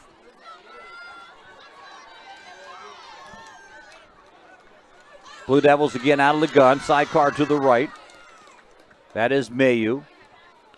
He'll get the call, and he gets hit right away. Thrown for a loss back at the 45-yard line.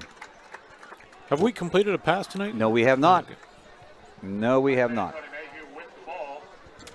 And once again, Saunders is in to make the stop. Heard that name a couple times tonight. Yeah, he's played well. So a loss of 5. That brings up a 3rd and 15. So the Blue Devils, again, took that shot on first down and then didn't get anything on second down. Now they're in a hole. McDowell looking to throw, throws out here and completes the pass to Murr at the 40. Murr still on his feet and chased out of bounds, very close to the first down. So there's the first completed pass of the ball game for the Blue Devils. He actually stepped out, Greg, about 4 or 5 yards short of the first down. 6. His right foot, I think, stepped out before he turned the corner. So 9 passes. Oh, I see what you're saying. Yes, 9 passes before they get the first completion, unlike the Blue Devils so far this season. So it is at the 4 yards shy of the first down. 4th down, of course. Blue Devils are going to go with it, and McDowell's going to throw. He's got some pressure. Now he comes out, throws it up here, and knocked down. There's going to be that's going to be a pass interference call against the Waynesboro Indians, and that flag will go against Gaskill. Yep, got there a little early. Yep. So that will be an automatic first down.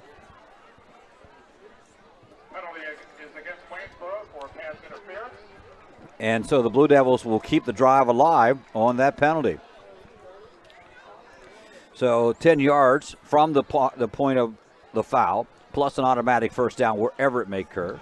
And so now that's the we got 5, 6, 7 penalties for Waynesboro. That's a lot of penalties. It is. That's probably the only thing they would say that, that they needed to clean up for tonight. Defensively, they've been dominant, and offensively, they've showed some real firepower. From the 19-yard line, right hash mark, throwing for the corner, and can't get open. As the timing pattern just did not work out. That is Root. Second time we've seen a pass to him since he came back from the broken thumb. Yeah, and it doesn't look like he has a wrap on the hand tonight. Yeah.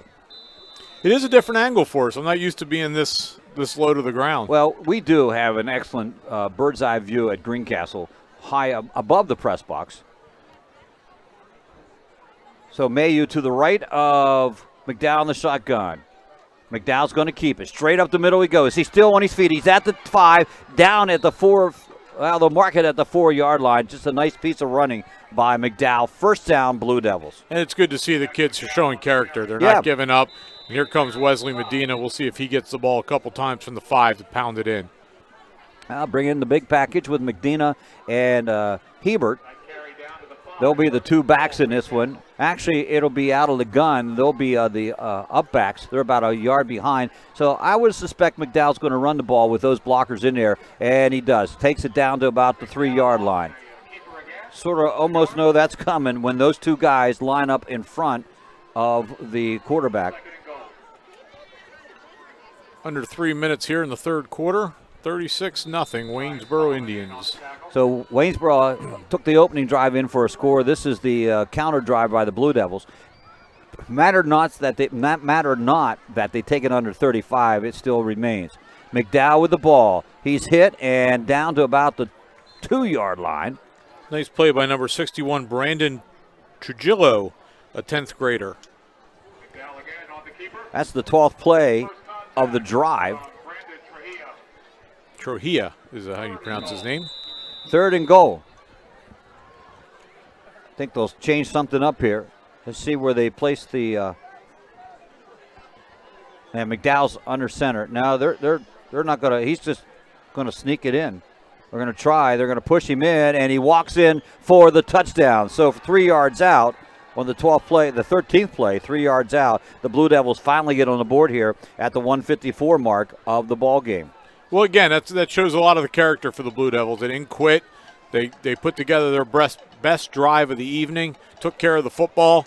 And what did you say, 12 plays? Well, 13 plays, 70 yards, yes. So they'll go for 2 here, I'm sure. And the official blowing the clock dead. Yep. Yeah. They did run it down 30 seconds. It was 154 when we scored, and they took it down to 135. I don't think anyone's complaining at this point. Blue Devils going for 2. McDowell, little toss over and to Hebert. No one on Hebert, and he gets the 2-point conversion. That's a nice little play. Max McDowell tucked it under like he was going to. He ran up to the line and then basically just threw a little basketball shovel pass, if you will, to a wide-open Thomas Hebert. Makes it 36-8 with 1:32 left in the third quarter. And so the Blue Devils do get scored, but that, again, as we mentioned, will continue with the mercy rule still in effect. It just continues to go despite despite going underneath that number.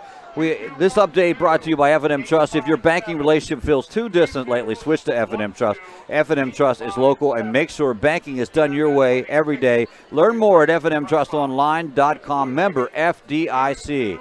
Well, Rick, any updates speaking of that from the Chambersburg game? Sorry, I'm just checking the Shippensburg. No update yet from there. And let's check. Let's go to Mr. Gottwalls here and see what he's coming up with for us. Harrisburg 20, Chambersburg 6. As the Cougars are starting to open up a little bit. Looks like an interception return for a touchdown for Harrisburg High. Okay. Blue Devils will kick off following their touchdown, which we mentioned was a 70-yard, 13-play touchdown. McDowell, and an onside kick attempted, and it will be covered by Waynesboro, and there's going to be a late hit on the part of the Blue Devils. And your man Chavez is still having problems covering all the Rockets, as it's now 28-0. James Buchanan over Chavez. Okay. Well, the Rockets will get a much-needed victory there. So, have you talked to anyone at JB? Are they happy with that decision? Or I haven't talked to anybody, so I can't really. When I see Coach Stroud, he's a little bit busy doing some other things, so I really can't get into football. Yeah, he's doing that athletic director thing. So, or when I see him, he's coaching on the other sideline. Oh, that's true too. Yeah, that's true. Timeout. I want to talk to you about this. I'm just curious. Well, that's a 15-yarder against the Blue Devils. Yeah, and that's not a good one. The coach's staff won't be happy with that. No. And that'll put the ball at the 38-yard line after the attempted onside kick. And so they're only 38 yards away from a touchdown.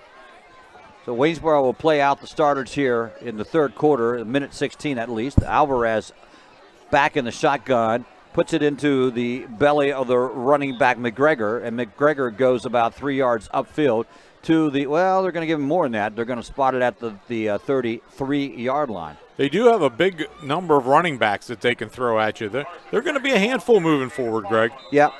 Well, this will be this is a big win for them. They needed they needed to break out of a 2-game losing streak. They have yet to put back-to-back wins together, but they had a tough schedule. I'm going to say it again: Red Lion and Bishop McDevitt. Nobody wants to play Bishop McDevitt except Cedar Cliff.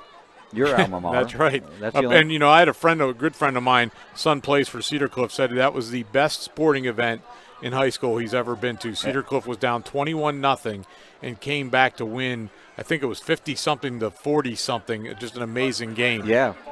Did that go into overtime? No. Okay. No. Wow. Because it sounds like an overtime score. No. Each team I don't believe 7-7. so. I don't believe so. Third quarter has come to an end. The Blue Devils have got on the board, but they still trail this one. 36-8 here from Waynesboro. We'll be back with the fourth quarter of football on the Mid-Penn Broadcasting and F&M Trust Sports Network, and also WRGG 93.7. Banking done your way. It's more than just words to F&M Trust. It's a real commitment to you. F&M Trust is more flexible, more responsive, and a lot more satisfying to work with. So if your bank hasn't been doing things your way, visit fmtrustonline.com. When it comes to choosing a venue and caterer for your special day, choose Blue Heron Events from Scratch Catering to ensure your event is perfect in every way. Free tastings are available prior to planning your celebration, and you'll reap the benefits of 25 years of experience from our friendly and knowledgeable staff. Your perfect venue for weddings, banquets, receptions, birthdays, and corporate events. Blue Heron is constantly upgrading facilities to better serve our community. Check out our great Google reviews. Phone 717-830-2261. Blue Heron Events from Scratch Catering, 407 South Washington Street, Greencastle. Start of the fourth quarter. First play end around by Waynesboro, and getting down inside the 20 to the 19-yard line is Braden Bibbs. The nice little run there. And that'll set up a first down situation for them. I'd like to thank our sponsors on WRGG 93.7, Henry's Floor Covering, along with, of course, Del Martin Incorporated and Towahakan Water, and also the Mercersburg Journal. Sorry, I slipped there a little bit, trying to remember everything here. 2 receivers to the outside. Alvarez will give it right to the runner back, McGregor. McGregor goes up the middle and scoots down inside the 5-yard line. And that's where the ball will be stopped. So they're knocking on the door again here in the fourth quarter. Yep, they're just taking the play clock all the way down, keeping the clock rolling, and just playing a very, very conservative game plan, which you would think. They're not going to be throwing the ball all over the place. But, they're taking care of business. And unfortunately for the Blue Devils, wrong place, wrong time, wrong date tonight. That it is. McGregor, the running back, he'll get the calls, tries to go up the middle, drag down, and stop at about the 5-yard line. They're not going to get any yardage on that one. I take that back. They moved it a yard. So it was at the 6. He moves it to the 5, second down and 10. Clock at 10 minutes, 51 seconds. Really doesn't get much easier for the Blue Devils as they will they'll return home to take on Mifflin County. And that was a nice tackle there by 75, Chase Remsberger on the last play. And then they'll finish out the season at Gettysburg. Meanwhile, Big Spring, the opponent next week for Waynesboro. I got to check that schedule. That may not be right what I'm reading. Going to run the jet sweep. This time it goes to number 10 around the corner, and number 10, who's not listed in the program, gets the touchdown. So, and you don't hear the PA announcer saying. No, he's scrambling now as well. Yeah. Who's number 10? Who's number 10? Must be a JV. Must be a JV they brought up. They're bringing that one back. Must be an illegal block. You sure? Yeah. I thought so. I think they just moved the extra point 5 yards back, anticipating a penalty. Yeah, because they got. No, the kicker's out there. Yeah, there is, but I guess the dead ball foul afterwards. So maybe it's a celebration type thing. So they'll just put it on the. Waynesboro's quarterback's confused as you are. Yeah. He's standing there going, do I need a play? Do I need to be out here? Where are we at here? They're going to kick the extra point. Now they took the points off the board. Waynesboro's scorekeeper had it up to 48 at one point. Now he's got it back down to where it needs to be. Well, the extra point is good. That was confusing. I think at the end of the day, it's a lot to do about nothing. There was no call either way. Unless they assess it here. 43-8 is our They still score. would have announced it. I would assume the referee would have came over and somewhere along the line. They're meeting to see what happens. We're going to take a short break while they decide. We'll be right back. In St. Thomas and Mercersburg and McLaughlin's Drugstore of McConnellsburg, your friendly neighborhood pharmacy. Free delivery and drive-through at all 3 locations. We carry Willow Tree products as well as other gift items. Mondor Pharmacy of St. Thomas and Mercersburg and McLaughlin's Drugstore of McConnellsburg. Open Monday through Friday, 9 a.m. to 7 p.m. and Saturday, 9 a.m. to 3 p.m. Well, the Blue Devils will get the ball back. They are assessing a penalty. Yeah, the referee did run over to the Waynesboro coach then. And yeah, they're assessing a penalty right now. And the ball, the unsportsmanlike conduct against Waynesboro after it was a dead ball foul. So it could have been the celebration, maybe. Yeah, I'm assuming that. So the kickoff's coming from the 25-yard line. So the Blue Devils, with 10 minutes and 18 seconds left, they do have 3 timeouts if they like to score again. That drive, last one they did, it was a 13-yard drive, and if you do that, it'll take most of the time off the clock. So Blue Devils have 2 receivers ready to go, up and back at the 20-yard line. And this one's going to go up in the air, a little short on the run. It is Hildebrand at the 30. Checks, looks, see what he got. Ooh. Jumped up in the air and got caught by 2 silver jerseys, and down he went. They blew it dead. Yeah, that's not what you're taught. That's dangerous football there, running up to the pile and jumping. Yeah. So the ball will be spotted at the 46, 47-yard line, 1st and 10. So from the 45, 1st and 10 for the Blue Devils.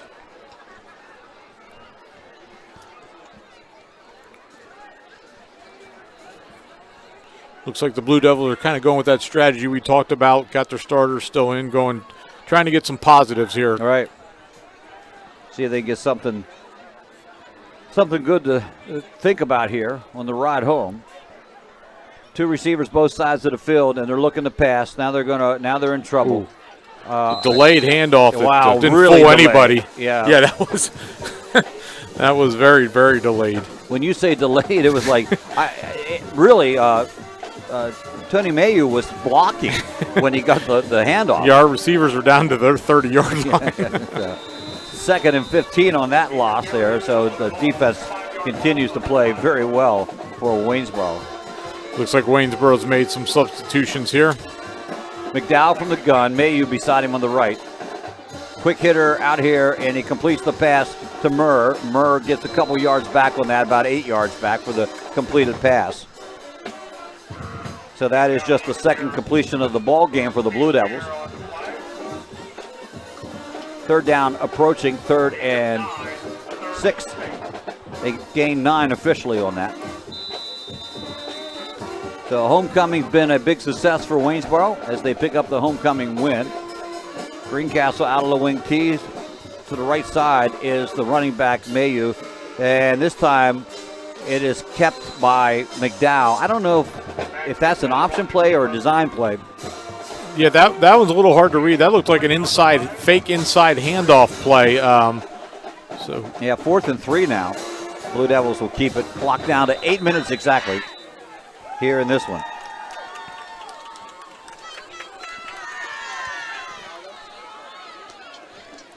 McDowell, same setup.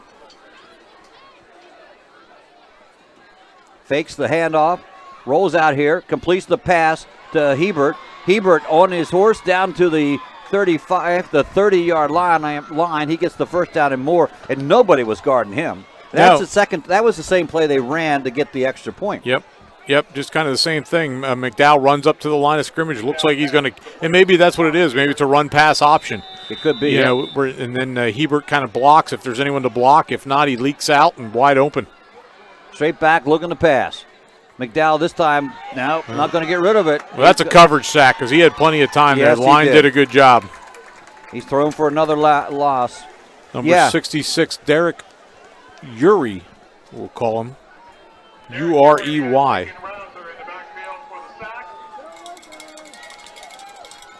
2 steps forward, 1 step back. Yeah, that's how it goes. Wow, that was loss of 8 on the play. 2nd and 18 now. Ball spot at left hash mark. Greencastle rolling left to right here in the final quarter. Clock down to 6:45. They trail this one 43-8. Just trying to get another point on the board. Quick hitter out to Murr again. Murr gives a nice stiff arm to his defender. Gets up over the 30 and up to the original line of scrimmage around the 30-yard line. So that pass play they've run 2 times out of the last 3 plays and has gained 8 yards both times. Well, Waynesboro improved to 4-4. And the Blue Devils will drop to 2-6 with 2, like you said, 2 big games to go yet. Back and fires over. A little too hard, perhaps. Yeah, and I was worried there. 25 for Waynesboro. Carson McGregor had a chance to step in there and went for the runner instead of the pass. 4th and 5. Excuse me. So McDowell had completed 3 in a row. He's thrown 1, 2, 3, 4, 5, 6, 7, 8 times this half and has completed 4 of 8 after going 0 for 1, 2, 3, 4, 5. Well, and you're kind of worried about this, Greg, after how devastating last week was. Yeah. McDowell on the keeper, still on his feet, gets the first down, then hit at the 10-yard line, driven down inside the 9-yard line. Well, it was devastating. You had that game won, and then with the 3 times in a row, an wide open receiver gets the touchdown. Yep. And like I said, it's one thing to lose on, the other team making a great play, but unfortunately, when you make an error, that allows it. It's a little harder to handle. McDowell looking to pass, steps up in the pocket, throws, almost intercepted. Big defensive play by number 13 for the Waynesboro Indians, Mikala Walter. He's a junior, 5'8", 155 pounds. A lot of juniors on that roster, yeah, Greg. There is. Alvarez, fortunately for the Blue Devils, is a senior.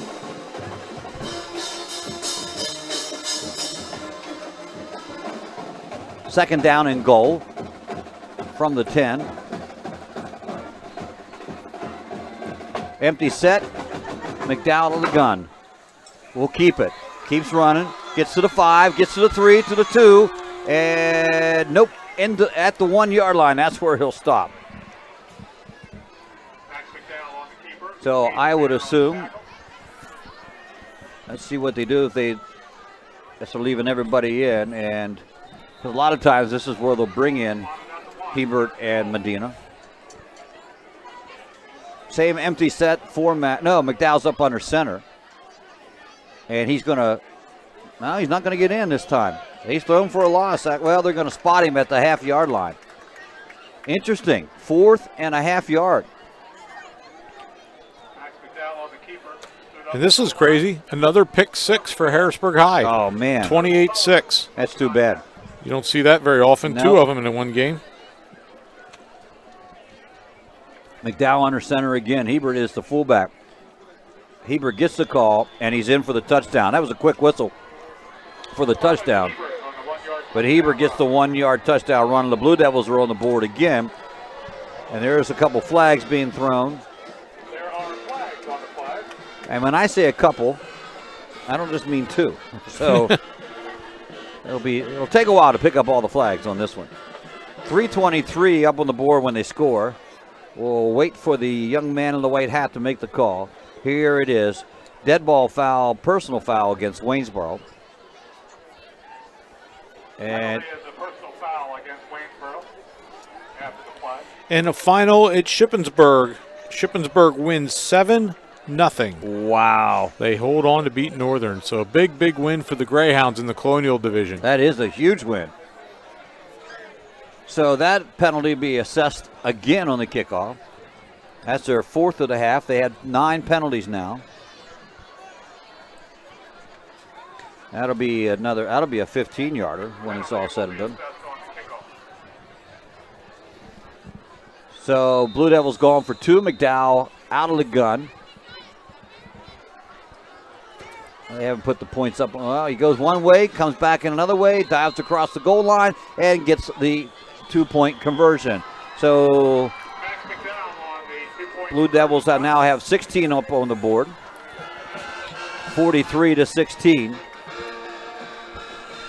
Take the opportunity to tell you that we thank our F&M Trust for sponsoring our football games, as well as on WRGG, as well as Henry's Flooring, along with the fine people from Topohopkin Water and Mountain Water Coffee.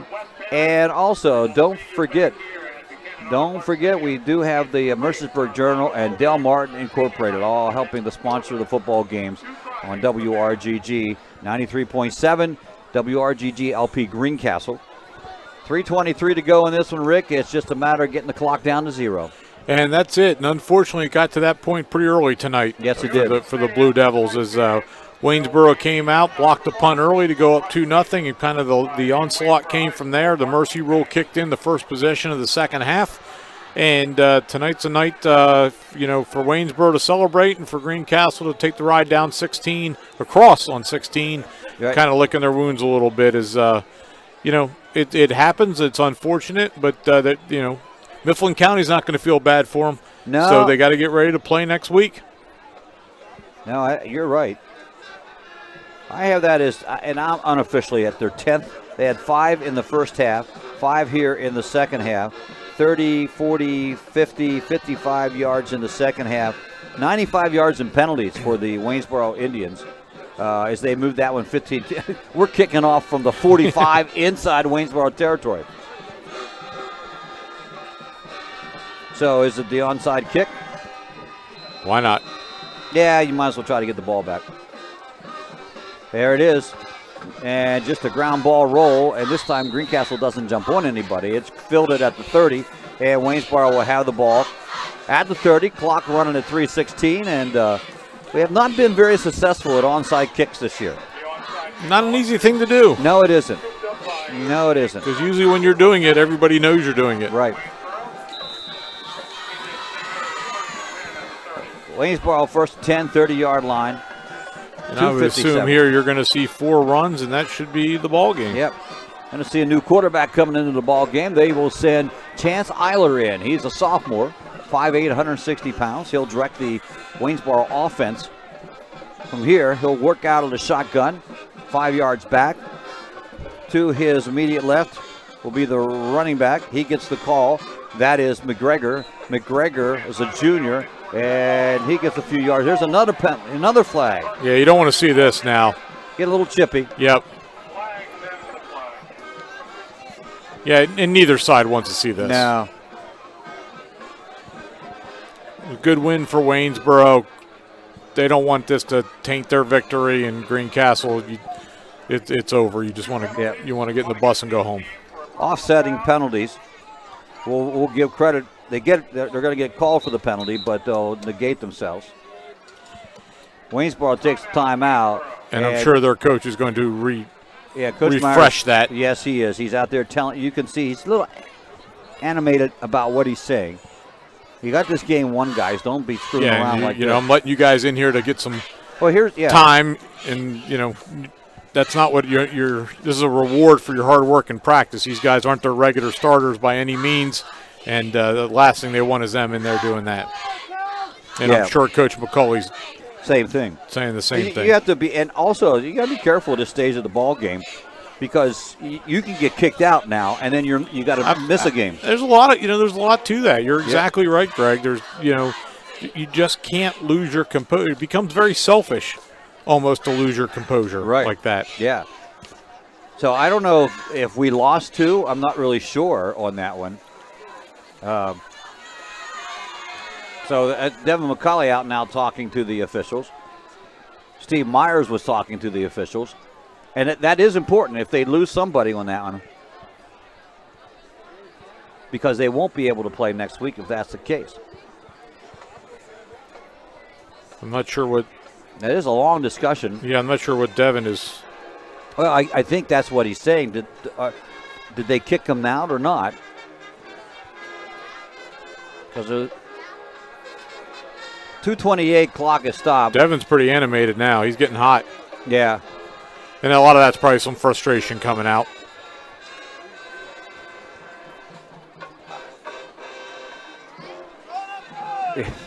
he's pretty hot. Yeah.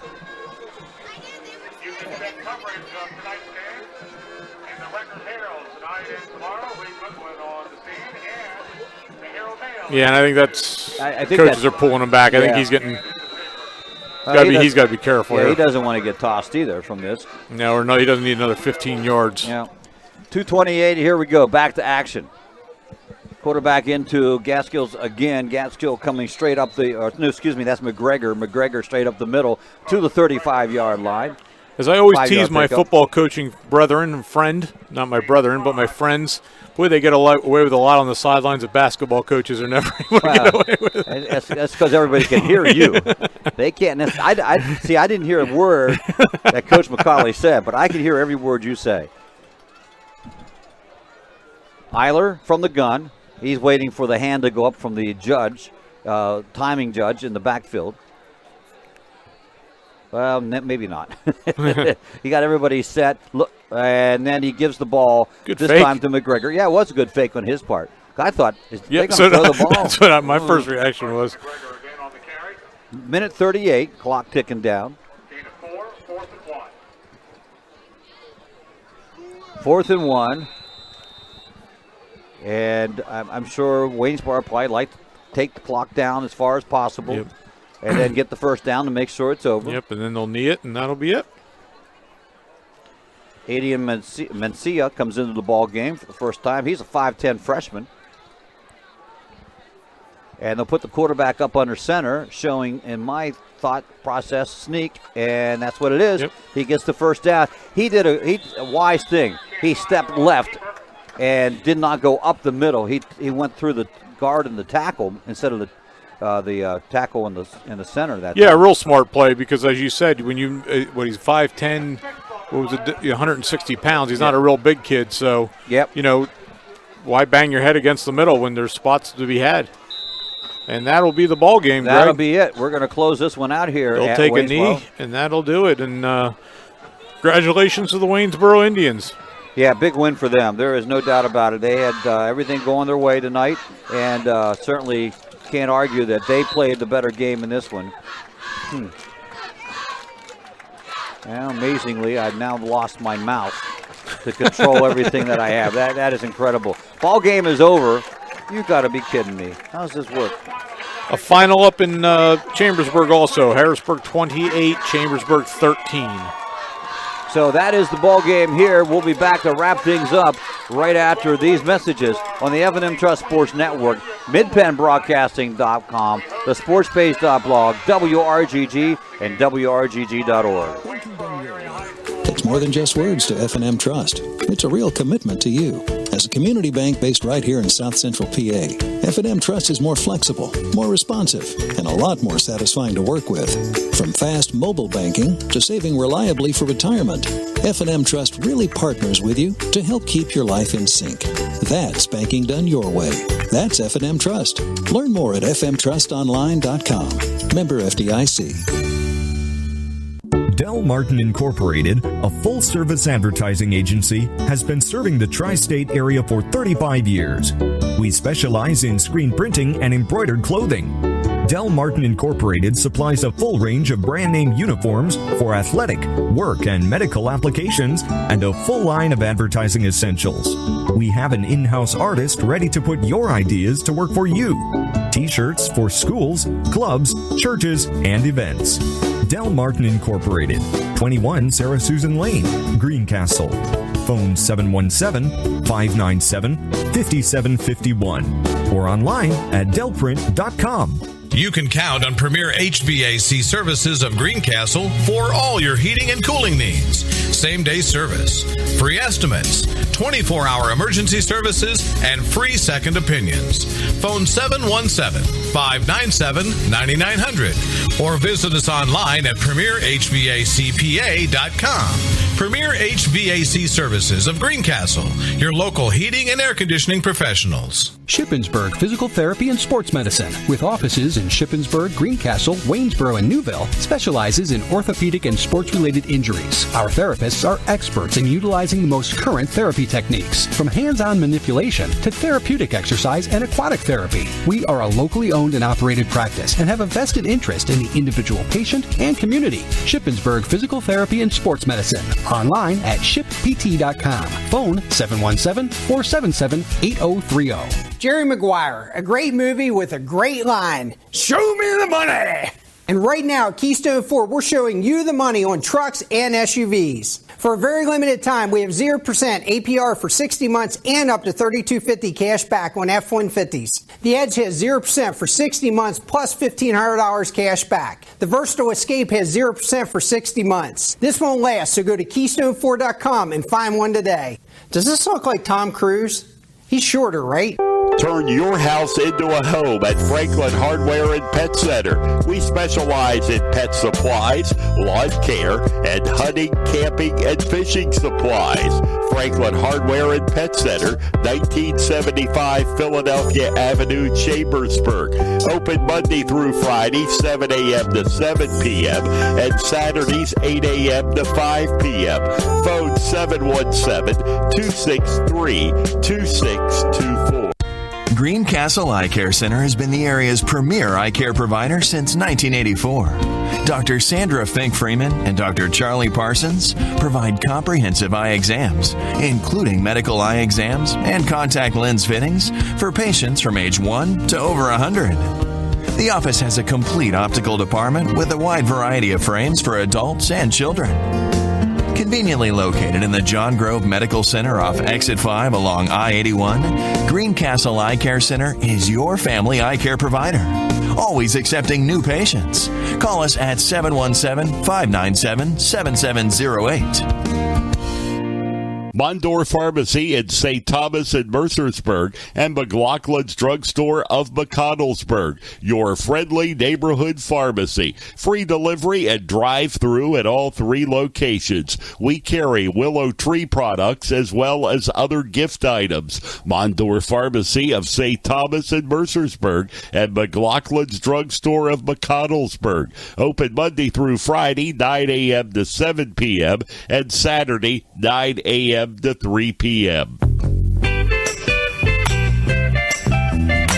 Well, they're celebrating homecoming here in Waynesboro, and rightly so. They picked up a big win here tonight, 43-16. It was 30-0 at halftime, Rick, and it all started back at that block punt in the end zone back in the third or fourth possession of the ball game. And that was, from there on, it never got any better for the Blue Devils. Well, really thinking about it here a little bit, Greg, it actually started the play before that, the penalty that moved it down to the, yes. so that's kind of where when half the distance of the goal line shortened up the area to punt, and like you said, it kind of all went all sideways from there. So, just got to keep working.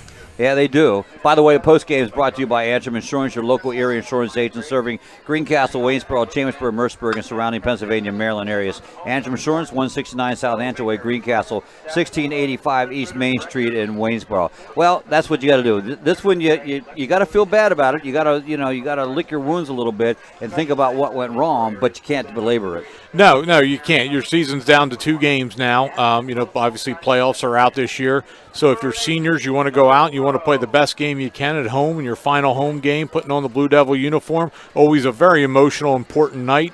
And then, you go to Gettysburg and, that's the last game of your career. So, and the kids have worked too hard, and, 4-6, it sounds a lot better than 2-8. So they still have something to play for. They certainly do. So, the post-game show has been brought to you by Antrim Insurance, your local area insurance agent serving Greencastle, Waynesboro, Chambersburg, Mercersburg, and surrounding Pennsylvania and Maryland areas. Antrim Insurance, 169 South Antrim, Greencastle, and 1685 East Main Street in Waynesboro. Again, our final score, Waynesboro 43, Greencastle 16, and the Blue Devils do return to Cayley Field for their final home game of the 2018 season. It's the Mifflin County Huskies making that long trip to take on the Blue Devils. Pre-game show starts at 6:30. Kickoff is scheduled for 7. And Rick, you'll be joining me for that one, right? I will be. All right, very good. We'll see you there. This broadcast has been a production of MidPennBroadcasting.com in conjunction with WRGG 93.7 on the FM and the F&M Sports Network, along with the sportspage.blog. Our camera operator has been Matt Rock. For Rick Lewis and the entire Mid-Penn broadcasting team, this is Greg Hoover. Have a good evening, everyone. Tonight's ball game has been brought to you by F&M Trust. If your banking relation feels too distant lately, switch to F&M Trust. F&M Trust is local and makes sure banking is done your way every day. Learn more at fnmtrustonline.com. Member FDIC. Antrim Insurance, your local area insurance agent serving Greencastle, Waynesboro, Chambersburg, Mercersburg, and surrounding Pennsylvania and Maryland areas. Franklin County Visitors Bureau. Your great moments are waiting in Franklin County. Let the Franklin County Visitors Bureau help you plan your visit to the beautiful Cumberland Valley. Keystone Ford, fast, fair, and friendly. 301 Walker Road, Chambersburg. Del Martin Incorporated, a full-service advertising agency serving the tri-state area for 38 years. Shippensburg Physical Therapy, with offices in Shippensburg, Greencastle, Waynesboro, and Newville, specializing in orthopedic and sports-related injuries. Greencastle Eye Care Center, a leading provider of optometry services and vision care products in the Greencastle community since 1984. Premier HVAC Services of Greencastle, your local heating and air conditioning professionals. Greencastle Notary Services, serving your vehicle and tag needs for Pennsylvania and Maryland. The Sports Page, your news source for Franklin County sports at thesportspage.blog. Franklin Hardware and Pet Center, 1975 Philadelphia Avenue in Chambersburg. Horace Mann, founded by educators for educators. Visit Greencastle Representative Jeff Coons at 116 South Antrim Way in Greencastle. Blue Heron Events from Scratch Catering, your full-service catering and events company.